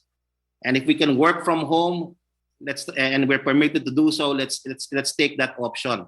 So these are all suggestions that have been discussed by other groups apart from us. Government has also discussed this. But just for the sake of this media forum, we'd like to re-emphasize the need for us as citizens, no, to exercise our citizenship during this very serious situation we call a surge. No? Next. Okay. Final recommendations. We need to accelerate the vaccination of our healthcare workers. I know we're in the midst of a surge. It's complicating, no, our vaccination program, but we need to stick to our timetable. We have to stick to our own timelines, to our what we need to achieve now in this month. No, it's important that our healthcare workers are vaccinated so that when they're able to deal more effectively, okay, and confidently with this surge. No, the surge is already reaching our hospitals. It's going to be full blown, okay, in the next few days. We want to make sure that in the areas where it has not yet hit, that all those health workers that have not yet been vaccinated should be vaccinated. We'd like to make this very clear, whether it's Sinovac, AstraZeneca's vaccine, or all the other vaccines that are procured by government.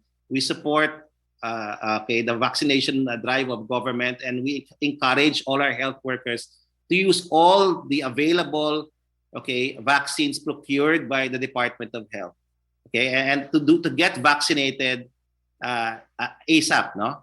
Okay. We're also recommending that government, there is a pending Bayanihan 3 in Congress, that more funds now, it's become a national security concern, the issue of biosurveillance, and we've seen the excellent work of our heroic scientists in the National Health Institutes, the Genome Center. Dr. Saloma has been doing an excellent job accelerating biosurveillance. We need to put more funding to improve capability. We need to expand capacity as far as biosurveillance is concerned. And we're urging the legislature to allocate more money for biosurveillance. Moving forward, biosurveillance is the way forward, and it's a national security concern. If we have a limited capacity here, we have to expand capacity here, because this will be, the vaccine rollout is going to take some time, and biosurveillance will be one of the key capacities that we will need to be able to manage the pandemic moving forward.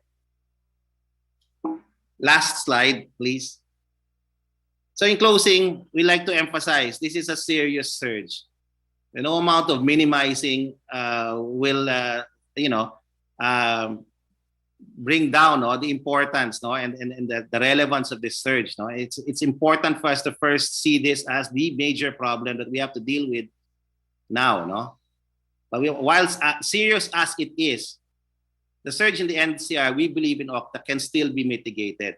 But there is a small window of opportunity that exists, and that means in the next few days, to a week.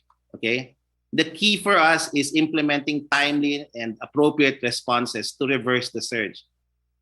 Right now, as we speak, we do not see that what we are doing at the moment will be enough as far as mobility restrictions are concerned to reduce or mitigate this surge.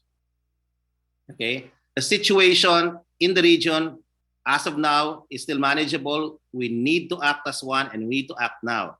We need to quickly implement a circuit breaker lockdown of some sort, to prevent the surge from becoming full-blown and potentially overwhelming the healthcare system. And this is our message.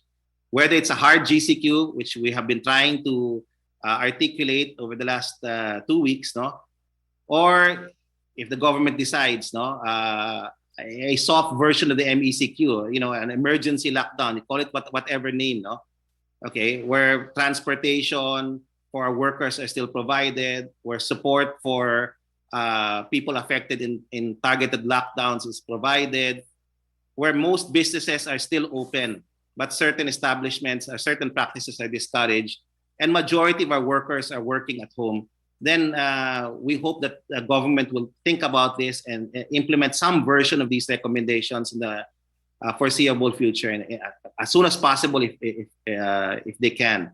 So again, we end our discussion on this. We open the floor to discussion, questions, and we again hope that what OCTA is providing is not just analysis of the state of COVID-19 in the country, but also provide recommendations for the consideration of our government. Again, our basic belief is we can try to balance lives and livelihoods, but in the midst of this surge, we need to act, and act decisively. And we need to get appropriate, interventions implemented quickly. Thank you. Thank you very much, Professor Ranjit. Ladies and gentlemen, at this point in our program, we have with us two distinguished OCTA Research Fellows. First is Dr. Benjamin Vallejo. He is a member of the International Network for Government Science Advice, or INGSA.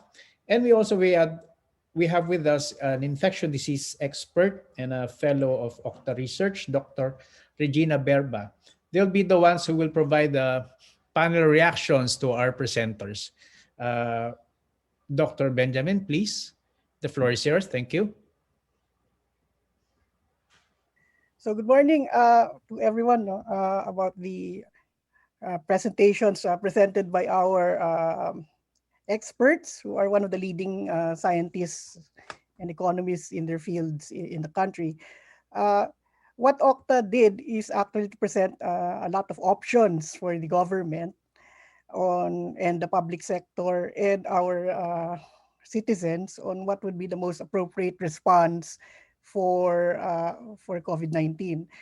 Now, this so-called surge is not just particular to us. Other countries have it too, or had it earlier than we did, and we are just one of those countries. So even Vietnam, which the media has always portrayed to be has one of the best COVID-19 responses in the ASEAN, also experienced a sort of surge. So they had to lock down certain sectors of their communities in the past few months.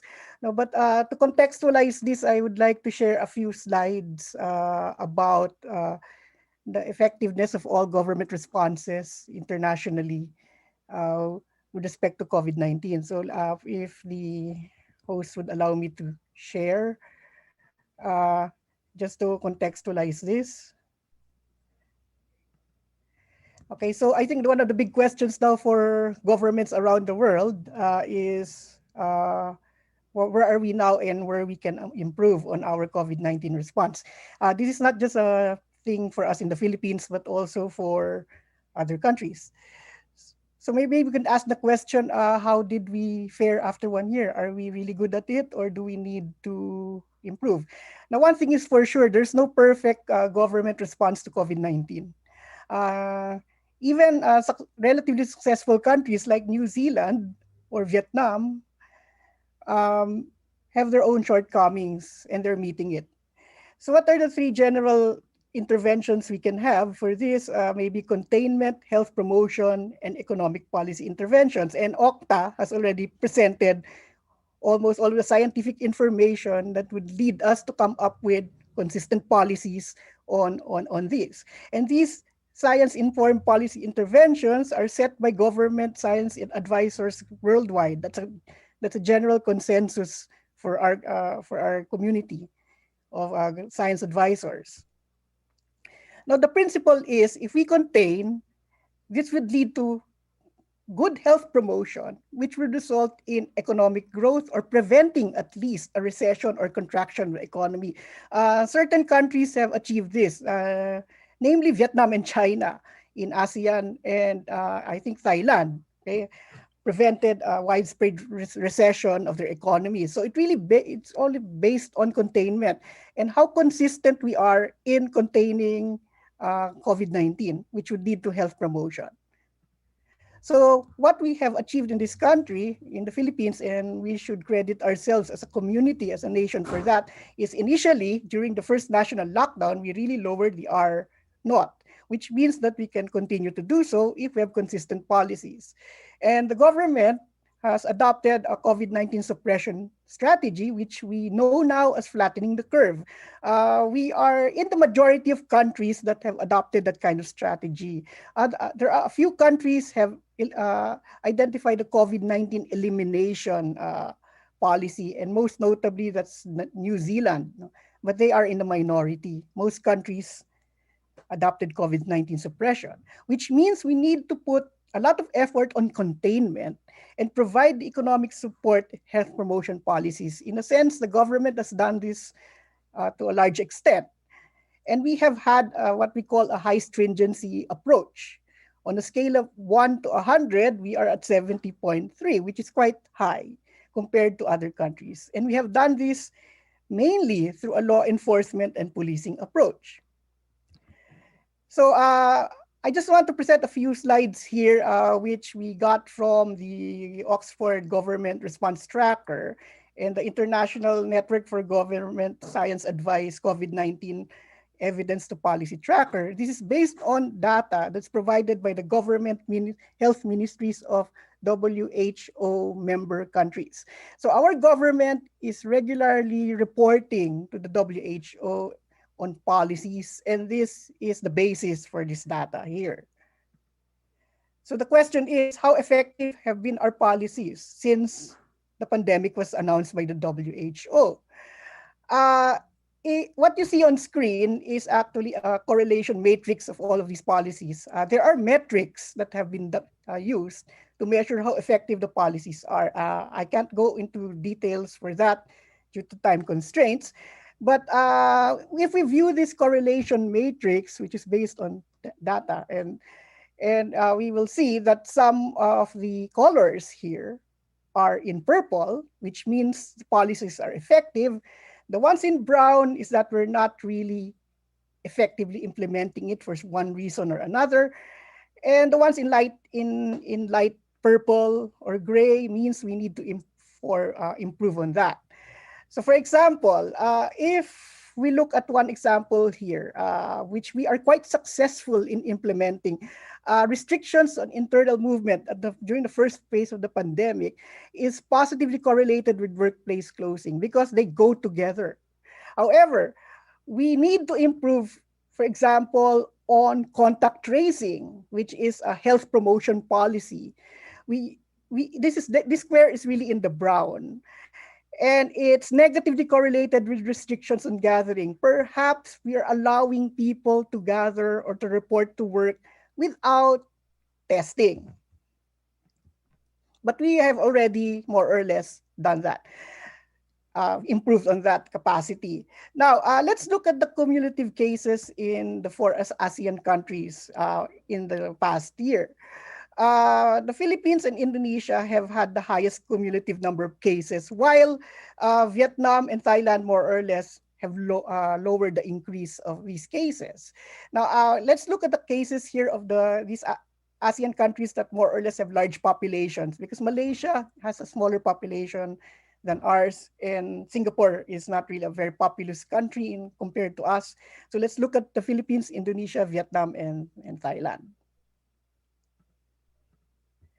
Now, for the response index of these countries, based on their policy interventions for COVID-19, most of the ASEAN countries have more or less good responses, which means it's above 50% in the index. The Philippines has the highest government response index among the 4 ASEAN countries mentioned, followed by Indonesia, then Vietnam, and then Thailand. The containment index, in which the government puts a lot of effort in coming up with policies to stop the spread of COVID-19, the Philippines has had the highest containment index response, followed by Vietnam, then Indonesia, then Thailand. And this is for the past year until March this year. For stringency, which measures how strictly implemented the policies are, the Philippines has the highest stringency index together with Indonesia, while Thailand has the lowest among these 4 ASEAN countries, and Indonesia is between, and Vietnam and Indonesia is between the responses of the Philippines and Indonesia. So going back to that correlation matrix, definitely we need to improve or coordinate our policy responses, especially with respect to containment and health promotion. Because if we compare our correlations of these policy interventions that we're doing, and I just have to inform that the Oxford and the INSA research groups have more or less classified this into standardized categories, so we can partly compare what other countries are doing with respect to us. So for instance, if we look at Vietnam, almost all of their responses are in the purple, which means they are more or less coordinated with their responses. For example, they have a rather effective testing policy as compared to us. Their public information campaigns are more effective than what we have. Okay? And the restrictions internal movement also. And so what would be the lessons we can get on this? Okay, first Edgeway, let's me just inform everyone that there is no country yet that has implemented a universal vaccination policy. And vaccination would be the next policy decision point for the Philippines, whether to make it how to make it more efficient and effective, and not only for the Philippines, but the host of other countries around the world. So it's only the UK that more or less have identified a lot of sectors that need to be vaccinated now, and of course, Israel. But most of the countries in the world, and this is from the world the data sources consulted by the Oxford Group, most countries have not yet reached that stage yet, that there will be universal vaccination. So in terms of the global COVID-19 pandemic, we are at a critical time. Globally, there's a need to ramp up vaccinations, and that also applies to us. If we can vaccinate a large segment of our population in all socioeconomic sectors, then that would have a better outcome for controlling or suppressing COVID-19. So where do we need to put more effort on? Based on the science advisor's initial assessment, I think we need to put more policy consistency and coordinated efforts. And this is where OCTA can come in by identifying the science-informed options and also identifying the risk per each option that the government, whether at the national or local government level, will take. Also, we need to ensure and continue consistent COVID-19 containment strategies, because our strategies are quite good, but it is likely that we are not enforcing it consistently at all, most likely at the lower levels of governance. And this would involve more contact tracing, more testing, expand the testing. And if we have to lock down, whether it is at the national level or regional level, or as what Professor Rai has suggested, at the sort of granular level, or even if this is voluntary, this has to be informed by scientific advice, especially from epidemiologists and the medical doctors. And I cannot forget to re-emphasize that we need to speed up vaccine deployment, because this is a global concern. We are now at a very critical phase in the whole story of COVID-19. If the global community couldn't deploy, so we will have a problem for years. So with that, thank you for allowing me to contextualize the OCTA recommendations. And I'd like to wish you a good day and a nice day. Thank you very much, Dr. Vallejo. May we proceed to Dr. Nina. Dr. Nina, please. The floor is yours. Thank you. Yeah, hello everybody.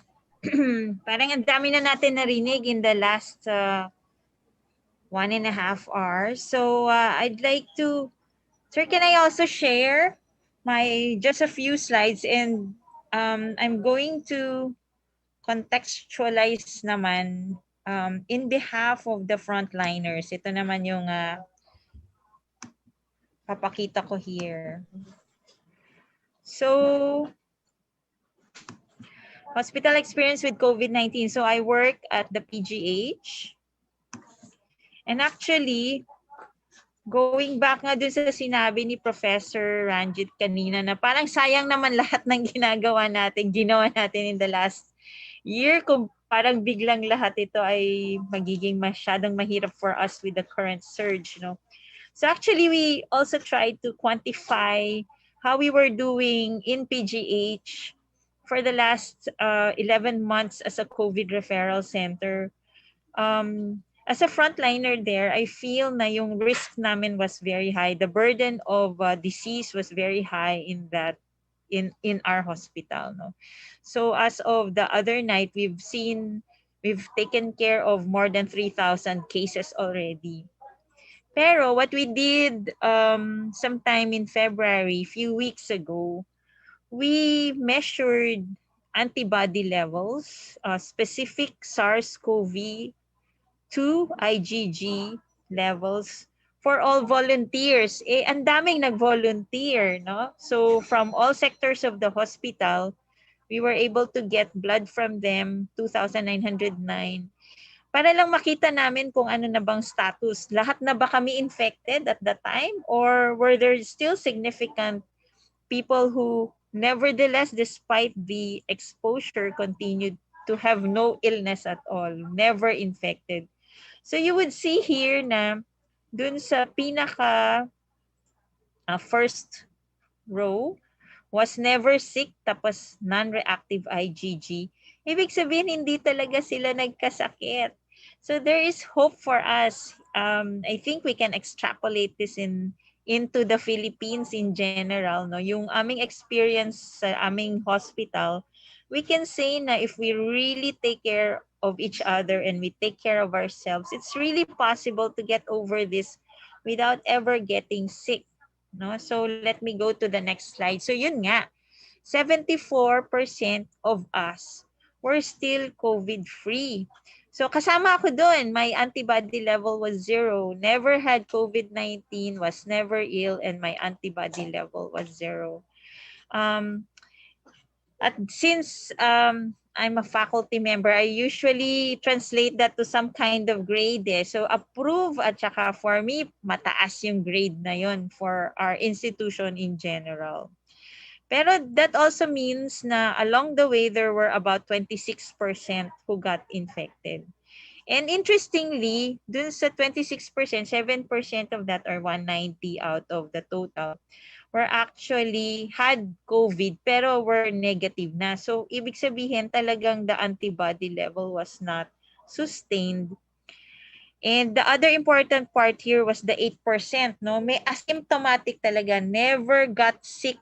Didn't ever know she got or he got sick pero reactive yung IgG.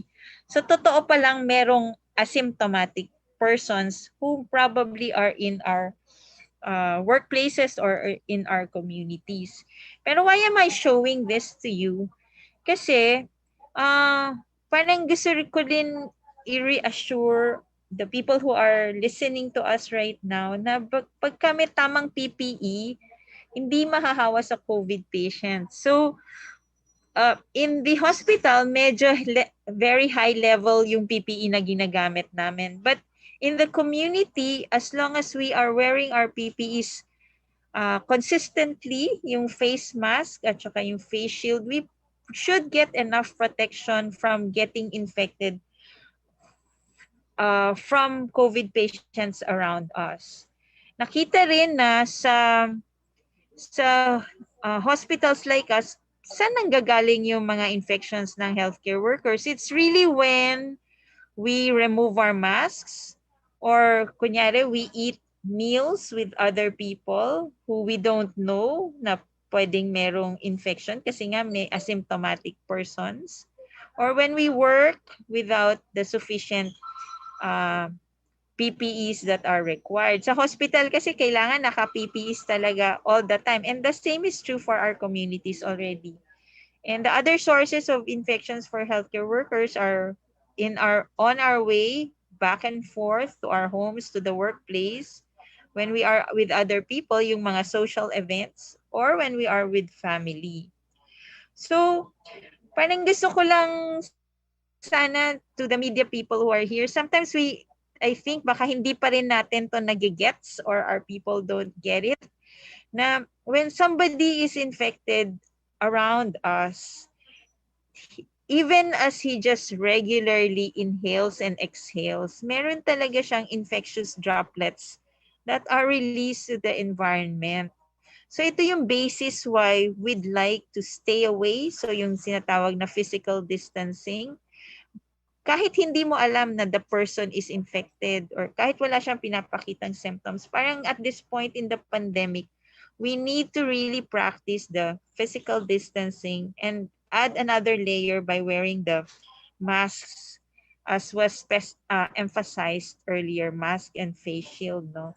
So let's not be parang recipients of people who may be infectious around us. The other thing that is probably important and needs to be emphasized and re-emphasized when we write articles for our people, it's the fact that people start being very infectious at the onset of the symptoms. So minsan kasi ang naririnig ko mga stories from people who come to us who are already ill, minsan meron na silang lagnat or nag-chills or may cough, pero they continue to go to work kasi hindi naman pa nila alam na may COVID pala sila. Or nagka-chills na sila or may sore throat sila and yet they went out, no? So nagiging infectious sila and the likelihood of infecting other people is highest around that time. Minsan kasi hinihintay pa natin na lumabas yung ating test result na positive. That's already around 5th day, 6th day, 7th day. Father Nick nga said kanina that most people get admitted to the hospital 1 week na into the illness. We can't wait for that. We expose too many other people when sick people, when persons with symptoms continue to be around us. No? So we need to emphasize that in whatever we're writing on or distributing to the public, to stay home once with symptoms, either in isolation/quarantine, and get tested. And the importance of contact tracing was also mentioned kanina. I couldn't agree more with that. Pero lagyan natin nung adjective na timely. Again, yung contact tracing, parang useful lang siya pagka ginawa mo maaga. Pag ginawa mo siya 2 weeks later or 3 weeks later, parang na-miss mo na. You missed the boat of good intervention. So, dun sa mga apat-dapat ng HPAC, I also would like to stress that over and over again. Pero in PGH, we've called it already pandemic precaution. And I hope we can like adopt this terminology. It's really an enhanced minimum health protocols, enhancing our minimum health protocols. It's like doing the apat-dapat all the time, pero panay mo alam dapat na hindi mo tinatanggal yung mask at any time kung meron kang ibang kasama. So it's a mindset that we're in a pandemic. We need to protect ourselves. We need to protect ourselves kasi we'd like to protect other family members and loved ones as well. Or when we're within 1 to 2 meter distance from other people, kailangan naka-mask tayo. The most important portion of all our PPEs is the face mask talaga. So keep in mind the apat-dapat and the pandemic precaution, a mindset that we are in a pandemic. And finally, to just reaffirm everything that Professor Guido and Professor Ranjit and Father Nick emphasized in their talks was the need for parang a systems approach. Yung dito kasi, this is what we use is infectious disease and infection control. Parang traditional knowledge na to for all. That when we approach or manage outbreaks, we need to think of what will work for a great number of people kaagad. The most effective are engineering controls and administrative controls. Here, yung nag-umpisa tayo sa yellow portion of the pyramid, no? Kasi hindi naman pa natin ma-eliminate yung virus ngayon. So we start off with engineering, administrative controls, telling us na dapat systems approach. And blaming people for not being very compliant with the PPEs. Minsan ang hirap na paulit-ulit pakinggan yun eh. While PPEs are very important, we couldn't really just insist na bahala na kayo We really need to take care of our people. We need to make it easy or not difficult for our countrymen to comply with everything that has been mentioned, but it needs to be a systems approach the employers of our workplaces, the transportation systems, the community services, and the public places. But plus, of course, the government and the private sectors need to get our acts together so that we'll be able to manage this pandemic and end it someday, particularly the current surge. Thank you very much.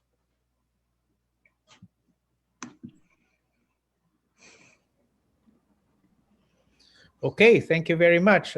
Thank you very much to our presenters and to our reactors. We're now going to open for questions. Uminahin na natin yung mga nasa media kasi may deadline sila eh.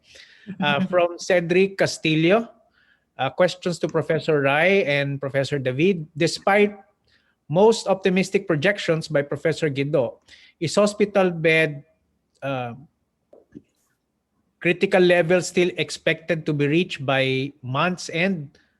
Are the government interventions effective March 15? Too late to prevent this? Professor Rai, Professor David? I'll let Professor David answer the first question. Are we in line as far as our projections are concerned? If that's what the question of Cedric is. Professor David? Yes, okay. So I'd like to address the first question.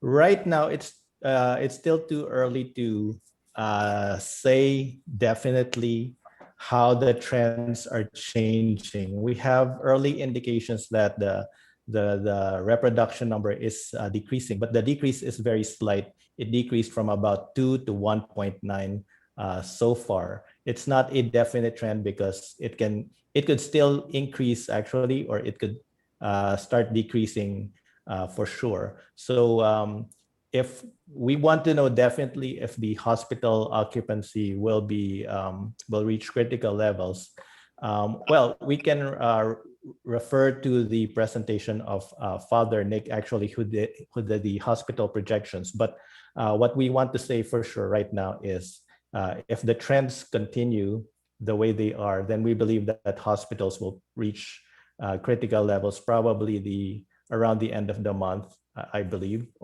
or if we could add maybe one week or so.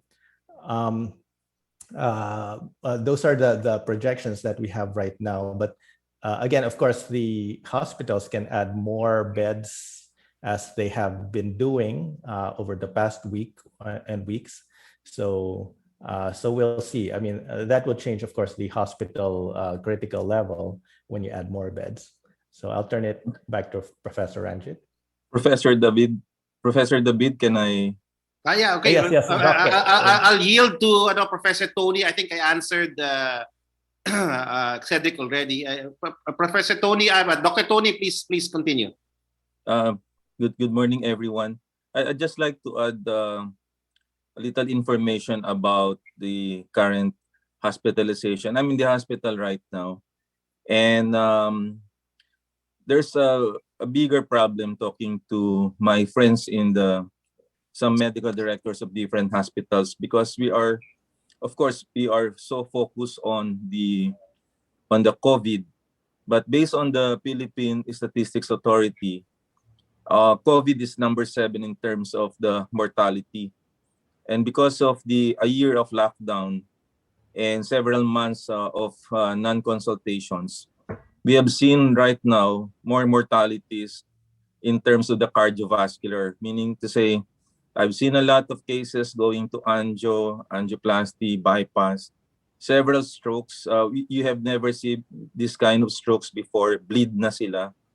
And then more metastatic cases, the small lumps and all. This has been a problem, of course, specifically to Nina High, na converted ang PGH into a COVID hospitals. Then some of the non-COVID hospitals, kasi even before the COVID time, the number 1 killers in the country are the non-communicable diseases or the lifestyle diseases. So ang problem mo, you have a double pandemic right now na let's also focus on the beds kasi we're also filled up not only with COVID but those non-COVID cases. And this will actually create problems for us in the future because these patients who are comorbid, pag nadapuan sila ng COVID, they easily die. and then hastens the problem. So one solution sana, kasi part of our discussion is solution, is to provide satellite clinics for the non-communicable diseases, meaning to say small clinics that may address hypertension, diabetes, and everything apart from the hospital, because the patients are afraid really to go to the hospitals. And then maximize telemedicine. A lot of our patients, particularly matatanda, they don't know how to use a telemedicine and all. So just an observation on the hospitalization. And ngayon, mas magastos kayo ng hospital kasi depleted na yung resources mo, and they will come in downstream. So it is important that we slow down the virus by, of course, we need the surgical knife right now. Kasi alam mo naman, acute abdomen, you don't want to rupture the appendicitis kasi nasa ICU siya. So the strategy is to decrease the number of cases, slow down the number of the transmission, so that you will not end up with a lot of hospitalization, a lot of deaths eventually. Kaya nakikita natin lang na mababa yung case fatality rate natin because according to Nina and to our experts, kasi we are equipped right now, better equipped and better prepared. But there's other problem na hindi nyo alam, because I have 2 doctors na anak and their residents. Ang nagsasuffer sa kanila, productivity, that's number 1. Mental health problems, they're getting drained. Then some of their co-residents that we quit, and then some of them will leave the country. And then eventually we'll have brain drains. And then eventually we'll suffer from deaths from these healthcare workers. So why are we going to wait for that? So if this is an acute condition right now, we are providing long-term solutions to an acute problem. We need an acute solution to an acute problem. Kasi yung mga engineering control na sinabi nating lahat, alam na natin yan healthcare capacities and everything. But what we need right now is an acute solution to arrest that particular surge, and then saka natin gawin uli yung mga ating health capacities like testing and contact tracings, and then transition to a fast vaccination program. We need to shrink the problem. Ang laki kasi archipelago setting. I think November 30, I suggested that all efforts should be concentrated in the business epicenter in the number of cases. And if we shrink the problem, let's say in the NCR, Region 4A and Region 3, whatever initiatives you'll have, minimum public health standard, vaccine and everything, we will be able to open the economy and then go to other areas. That's the reason why hindi rin nahirapan ang Indonesia and Philippines, because of our archipelago setting, and the travel is important for this. So I'll stop that kasi baka na-figure out lang natin the problem is about COVID. Alam nyo, mas maraming non-COVID cases na nai-ignore. A lot of dialysis patients and all. And I think it has to be also monitored by OCTA. But I'd like to congratulate everyone for OCTA and your selfless, your hardworking and critical thinkers despite some of the problems. But I salute you. I'll stop there, and kasi yun lang yung topic muna for the moment. Thank you. Thank you, Doc Tony. We support your initiatives also, and we thank you for your citizenship and leadership during this time. And we agree, I'm sorry I didn't emphasize, it's not just COVID deaths, it's non-COVID deaths. And they are increasing, and which is why this surge cannot be taken lightly. The key here is trying to deal with it effectively, but also quickly. And to answer Cedric Castillo's question, which I've reiterated, the adherence to minimum public health standards is a cornerstone. It's important, but by itself, we need significant mobility restrictions put in place. And many of these mobility restrictions we suggested in the hard GCQ version of our proposal will need the government, the IATF, to work to approve it. And in fact, yesterday I'm told the IATF has already provided, decided on reducing capacity for certain establishments. So they're already working on this, Cedric. So I think that answers your question. I hope the other media can also ask questions. Yeah. Yes. Next question from Patricia Chu of PDI, Philippine Daily Inquirer. Hello po, hi po. There are concerns online that the terminology of hard GCQ, MECQ will be confusing to the public. Is there a way to simplify this using terminology that the public is already familiar with? What we need is a circuit breaking lockdown. I know it's hard for you guys to understand this, no, but because it's a new terminology, no. What we want is some form of lockdown that will be quick, that will also quickly affect the R, no, and reduce transmission. Now, the MECQ as conceived by everyone, by our government, is too restrictive for us. So that's why we're saying it's little short of an MECQ, but with massive transportation still available to our workers, business establishments are still open, micro and small and medium enterprises are still in operation, okay? But with significant portions of the workforce working at home or at staggered hours, okay? And where public gatherings are prohibited. So social gatherings I should say are prohibited. So this is of course the escalated option. What we are suggesting is a strict adherence to GCQ, and with some suggestions for many of our government and private sector workers to work at home, and that will require a government edict as a cooperation with the private sector, okay, to implement, and we need to do it as soon as possible. Okay, so that's why we're qualifying it. So it's part of what a family of interventions we call circuit breaking lockdown, because we still are in lockdown. We're just saying that we need to have a stricter implementation of our GCQ, okay, to ensure that we can at least slow down this surge. Professor Ranjit. Yeah, yes, Tony. Yes. Dear friends, no, when I was on the NTF nung diniscuss yan eh. If you read kasi yung books, it's actually it's stricter lang ECQ lang yan tsaka GCQ. But Secretary Charlie Galvez during their initial stage, nag-insert kami ng modified ECQ and then modified GCQ. Ang reason for the Secretary Galvez is transitory transition na from ECQ to GCQ. Yan lang talaga ang term if you look at the several articles. Kinombine ang military operations and the WHO. Ang reason for that, para hindi mabigya.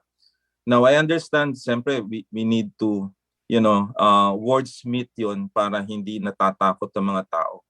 But, if the problem really is acute and you need, let's say, meron kang acute appendicitis, there's no other term to explain that kung hindi ko mag-appendectomy ka. So what I'm trying to say is that I know it's difficult for us kasi pag ng MECQ ka, ang nangyayari, you have to provide ayuda and help. Yan ang basic problem. So my mind, sorry, I don't have control over the funding. Like in the ICU, most of the problems of the patients, even if they want them to stay in the ICU, is funding. So therefore, you have to find the funds to address the cure to our problem. And there's no money. I think Senator Lacson nagsabi na ang daming pera for the vaccine, and you have the power of the Constitution as well as the Senate to realign the funds right now. 2 weeks lang naman ito, and then the vaccines are coming. Like in the States, sinabayan nila ang increased number of cases with the vaccination.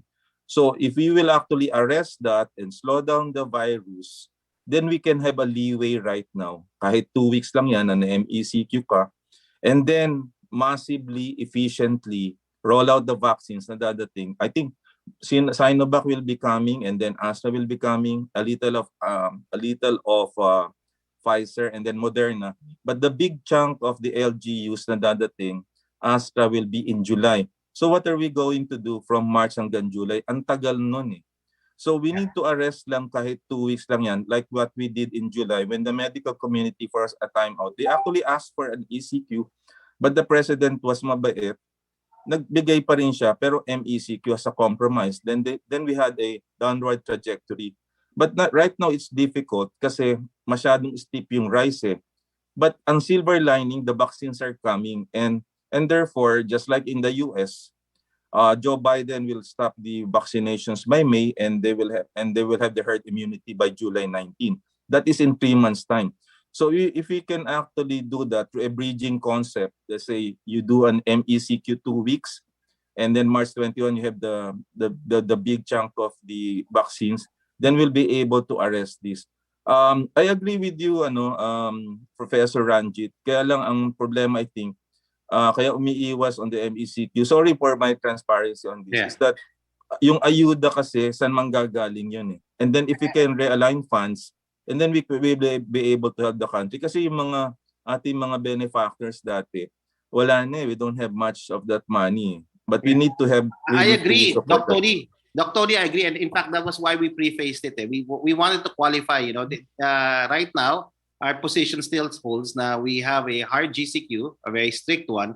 And that if the R continues to escalate, then we go to MECQ. But we want a softer version of the MECQ, where you have transportation, where you have support for our workers, where arrangements are made so that certain establishments will remain open. So we're on the same page as far as Dr. Leachon is concerned. Only that, the government now is having a problem with the funding, the funding for the ayuda, and this is why OCTA is also sensitive to that, and that's why we're suggesting, in another way, how an MECQ can be conceptualized, which is which will be friendly to our workers, which will be balanced with our own economy also. So, but we need to do something beyond what we're doing now, and we need to do it as quickly. If the government decides it will continue with GCQ, we're requiring that more of our public sector workers will work at home. That will help reduce mobility. If the government decides on a circuit breaking soft MECQ, then so be it. But we're providing all of these options for government to soften the blow and to transition to a mobility restriction or a quarantine that will be acceptable to all. No? But the thing is, not doing anything now is unacceptable. The status quo is unacceptable. We need to do something, and we need to do it quickly. I fully agree. Yeah. Fully agree with you, Professor. Fully agree. Yeah, and Dr. Tony and I are always talking to. In fact, we talked to each other yesterday about this, and the idea here is not to scare our workers. No. Provide our economic team, a frame, a leeway, because right now the focus is not the economy, not it's trying to save lives. This surge is going to be very serious. It will overwhelm our hospital system. We will try to slow it down with adherence to minimum public health standards, but at some point, because that will take weeks to do. The cases might pour in, and that's where the government has to come in. And as I was saying, timely and appropriate response is important, because we need to save our healthcare system, not just for COVID patients, but also for non-COVID patients. We need to save the healthcare system because we also need to save our doctors and nurses. Okay, we need to deal with this surge so that it does not undermine everything that we had worked so hard to gain over the last year. So this is where this is where we stand.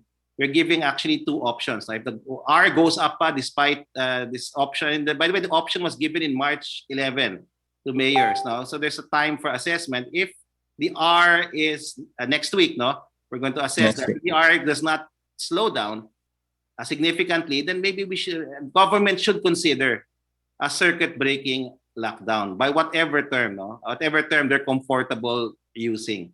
We just need to do something to stop it. Okay, thank you. We have a few more questions from media, from Raul Dancel of Straits Times, Singapore. Just to be clear, you're recommending that all doses slated to arrive in the coming month should be exhausted first in Metro Manila, till some 7 million in the region are inoculated. This assumes that not just health workers, seniors, or other priority groups get the first shot at those jabs. Won't that provoke resentment among the other regions? Yeah, this was a proposal, discussion amongst us, that if there is supply, that since the epicenter is in Metro Manila and the Region 4A zone, Region 4A, that we try to we envision a creature with a head Okay, that's if we think of the pandemic as something like that, a leviathan, a snake. No, I don't know if you guys are snake lovers, but I'd like to use that as an analogy. Now we cut off the head first, no, and see if how this will drastically reduce, no, infection. So this is a proposal. We neither do we have the supply, and neither has this proposal been approved by IITF. So this is a proposal we're putting forward, no. So though even with the available vaccines left, there's not enough, and the priority, as far as we're concerned, is the healthcare workers. Getting them vaccinated with all the available supply and sticking to our priority plan is important. That priority plan is based on risk. So the health workers are the most at risk, and we should no. Now, if for some reason our vaccines might be expiring or something, then maybe we can have some sort of leeway given to mayors, no, to reallocate it to other vulnerable second tier or second level sectors that are vulnerable, like the aging, ganyan. So what I'm saying is that our plan should be flexible. It should be calibrated every now and then to look at the situation in the country. And for Mr. Dansal's earlier question, yeah, the circuit breaking term is actually taken from the UK, no, and of course the Singapore experience. Singapore, yeah. Yeah. So.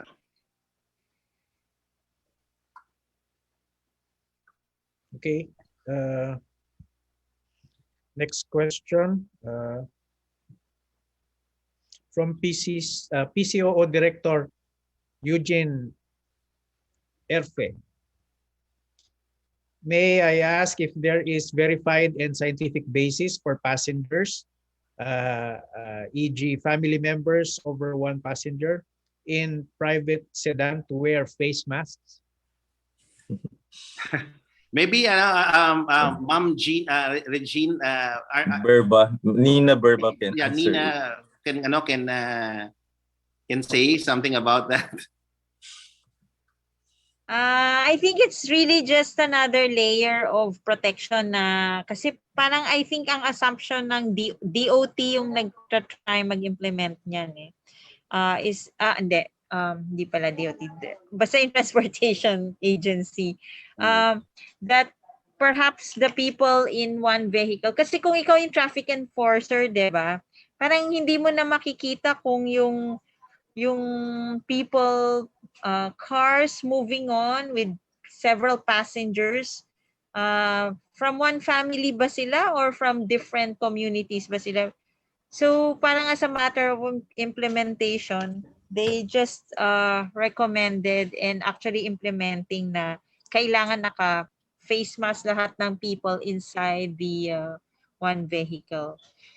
Yeah, I think it's really more parang ease in implementation of such, parang you're trying to make everybody to comply with the face mask. Kung nag-move na sa traffic lahat ng vehicles, tapos ikaw yung police doon, di mo na ma-distinguish if these people are from one family or another. I think that's a basis for that.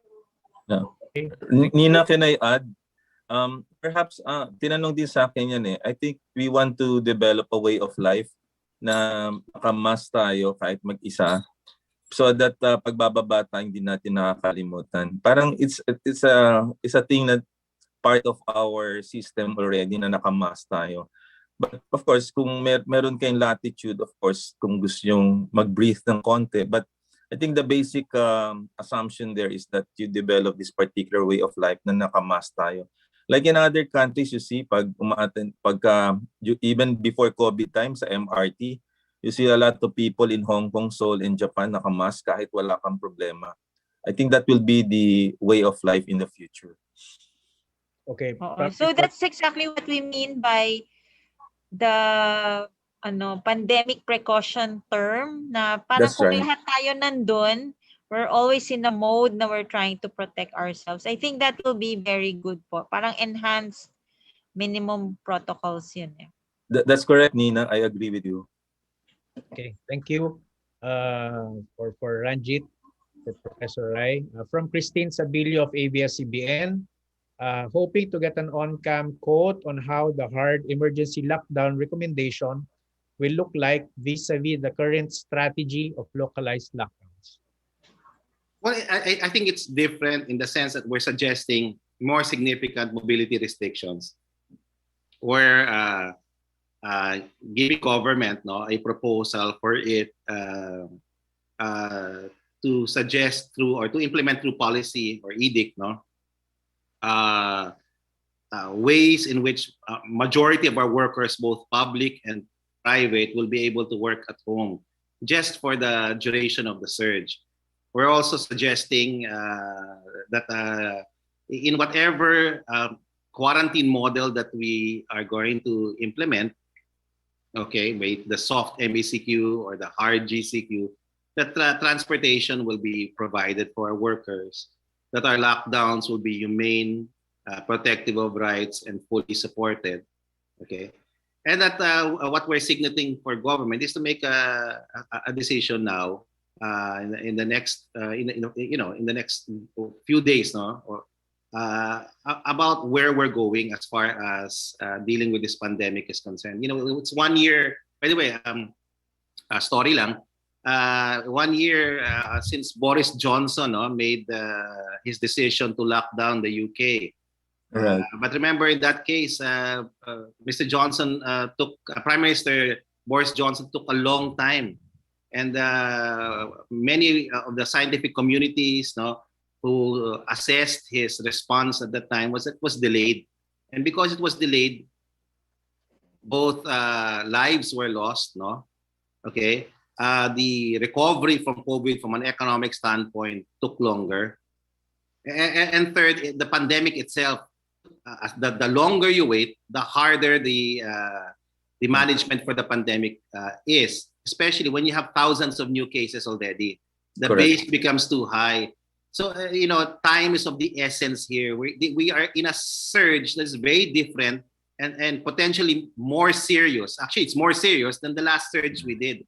In fact, our response during the last surge, as Professor Benji Vallejo's presentation will show, was more effective. We want that same kind of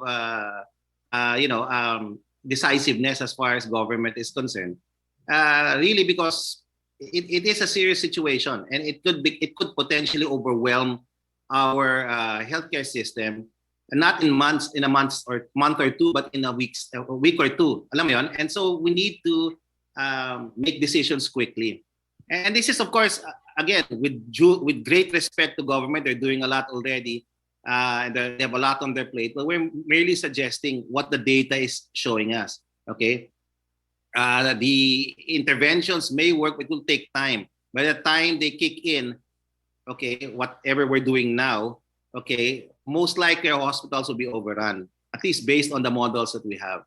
And that is not to scare the public. That is our officials. That is to inform them that there's still time. There's a window of opportunity to make decisions, and it doesn't have to be a change of quarantine. Yeah, that's what we're suggesting. Our first suggestion is a hard GCQ, but with modifications.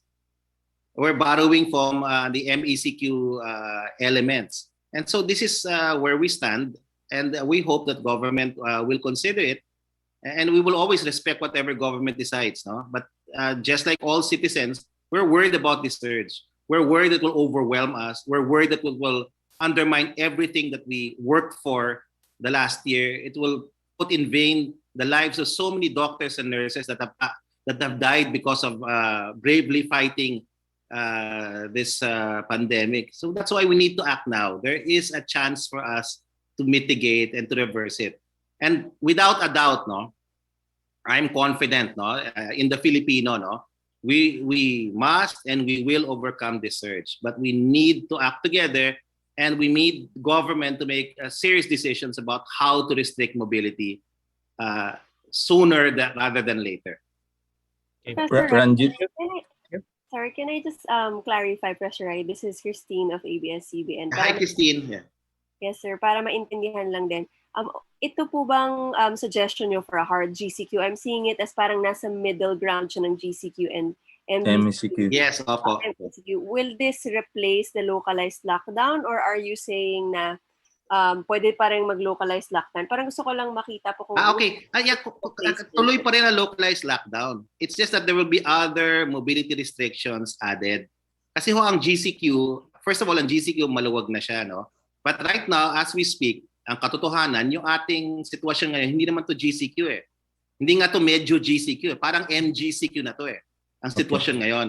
Now, kailangan natin tulungan yung mga mayors natin. Ang hirap ng sitwasyon nila kasi they're trying to stop a deluge, no, of cases using just the mechanisms or the resources at the local government level. Kailangan natin tulungan sila by asking government to intensify efforts in testing, tracing, and isolation. Kailangan magkaroon ng further mobility restrictions na ang gobyerno lang makakapag-desisyon yan. And tandaan nyo ha, like what Doc Tony is trying to say, pag kumalat dito sa NCR, kakalat yan sa Calabarzon. Yeah. Yung contagion kakalat yan. It becomes more and more unmanageable. Kakalat yan sa Bulacan, sa Rizal. And we need to have a holistic approach here kasi hindi lang dapat NCR po ang mag-iingat. Kailangan din yung mga karatig regions, no? Calabarzon in particular will have to work also together in coordination with the NCR. And yun ang position namin. Christine, Ranjit, can I answer that kay Christine? Okay, Christine, alam mo, yung granular lockdowns, when we crafted that with the NTF, ang problema namin dyan is the contiguous area. Ibig sabihin, nilockdown mo pa rin sila, but other people are actually mobile. Eh. Kaya that's a problem na we were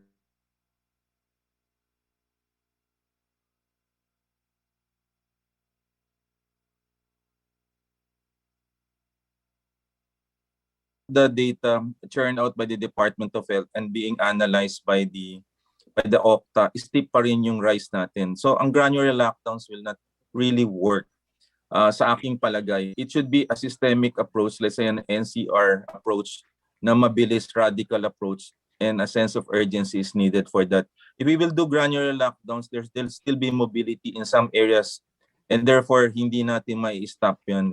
Yun ang aking opinion dyan, Ranjit and Christine. Yeah.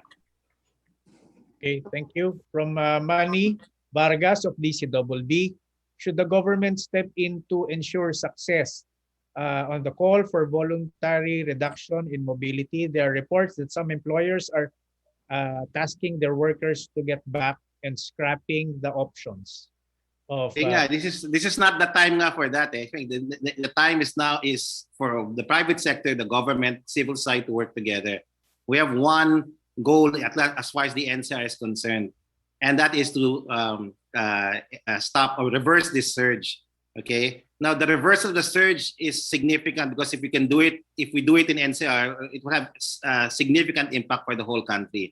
If the contagion in NCR worsens, no, it will have impact on the whole island. That's Luzon. So that's why we need to do things now, no, quickly. And our yung mga kababayan natin are doing it already, and we're seeing it. Professor Guido is seeing these minute changes, no.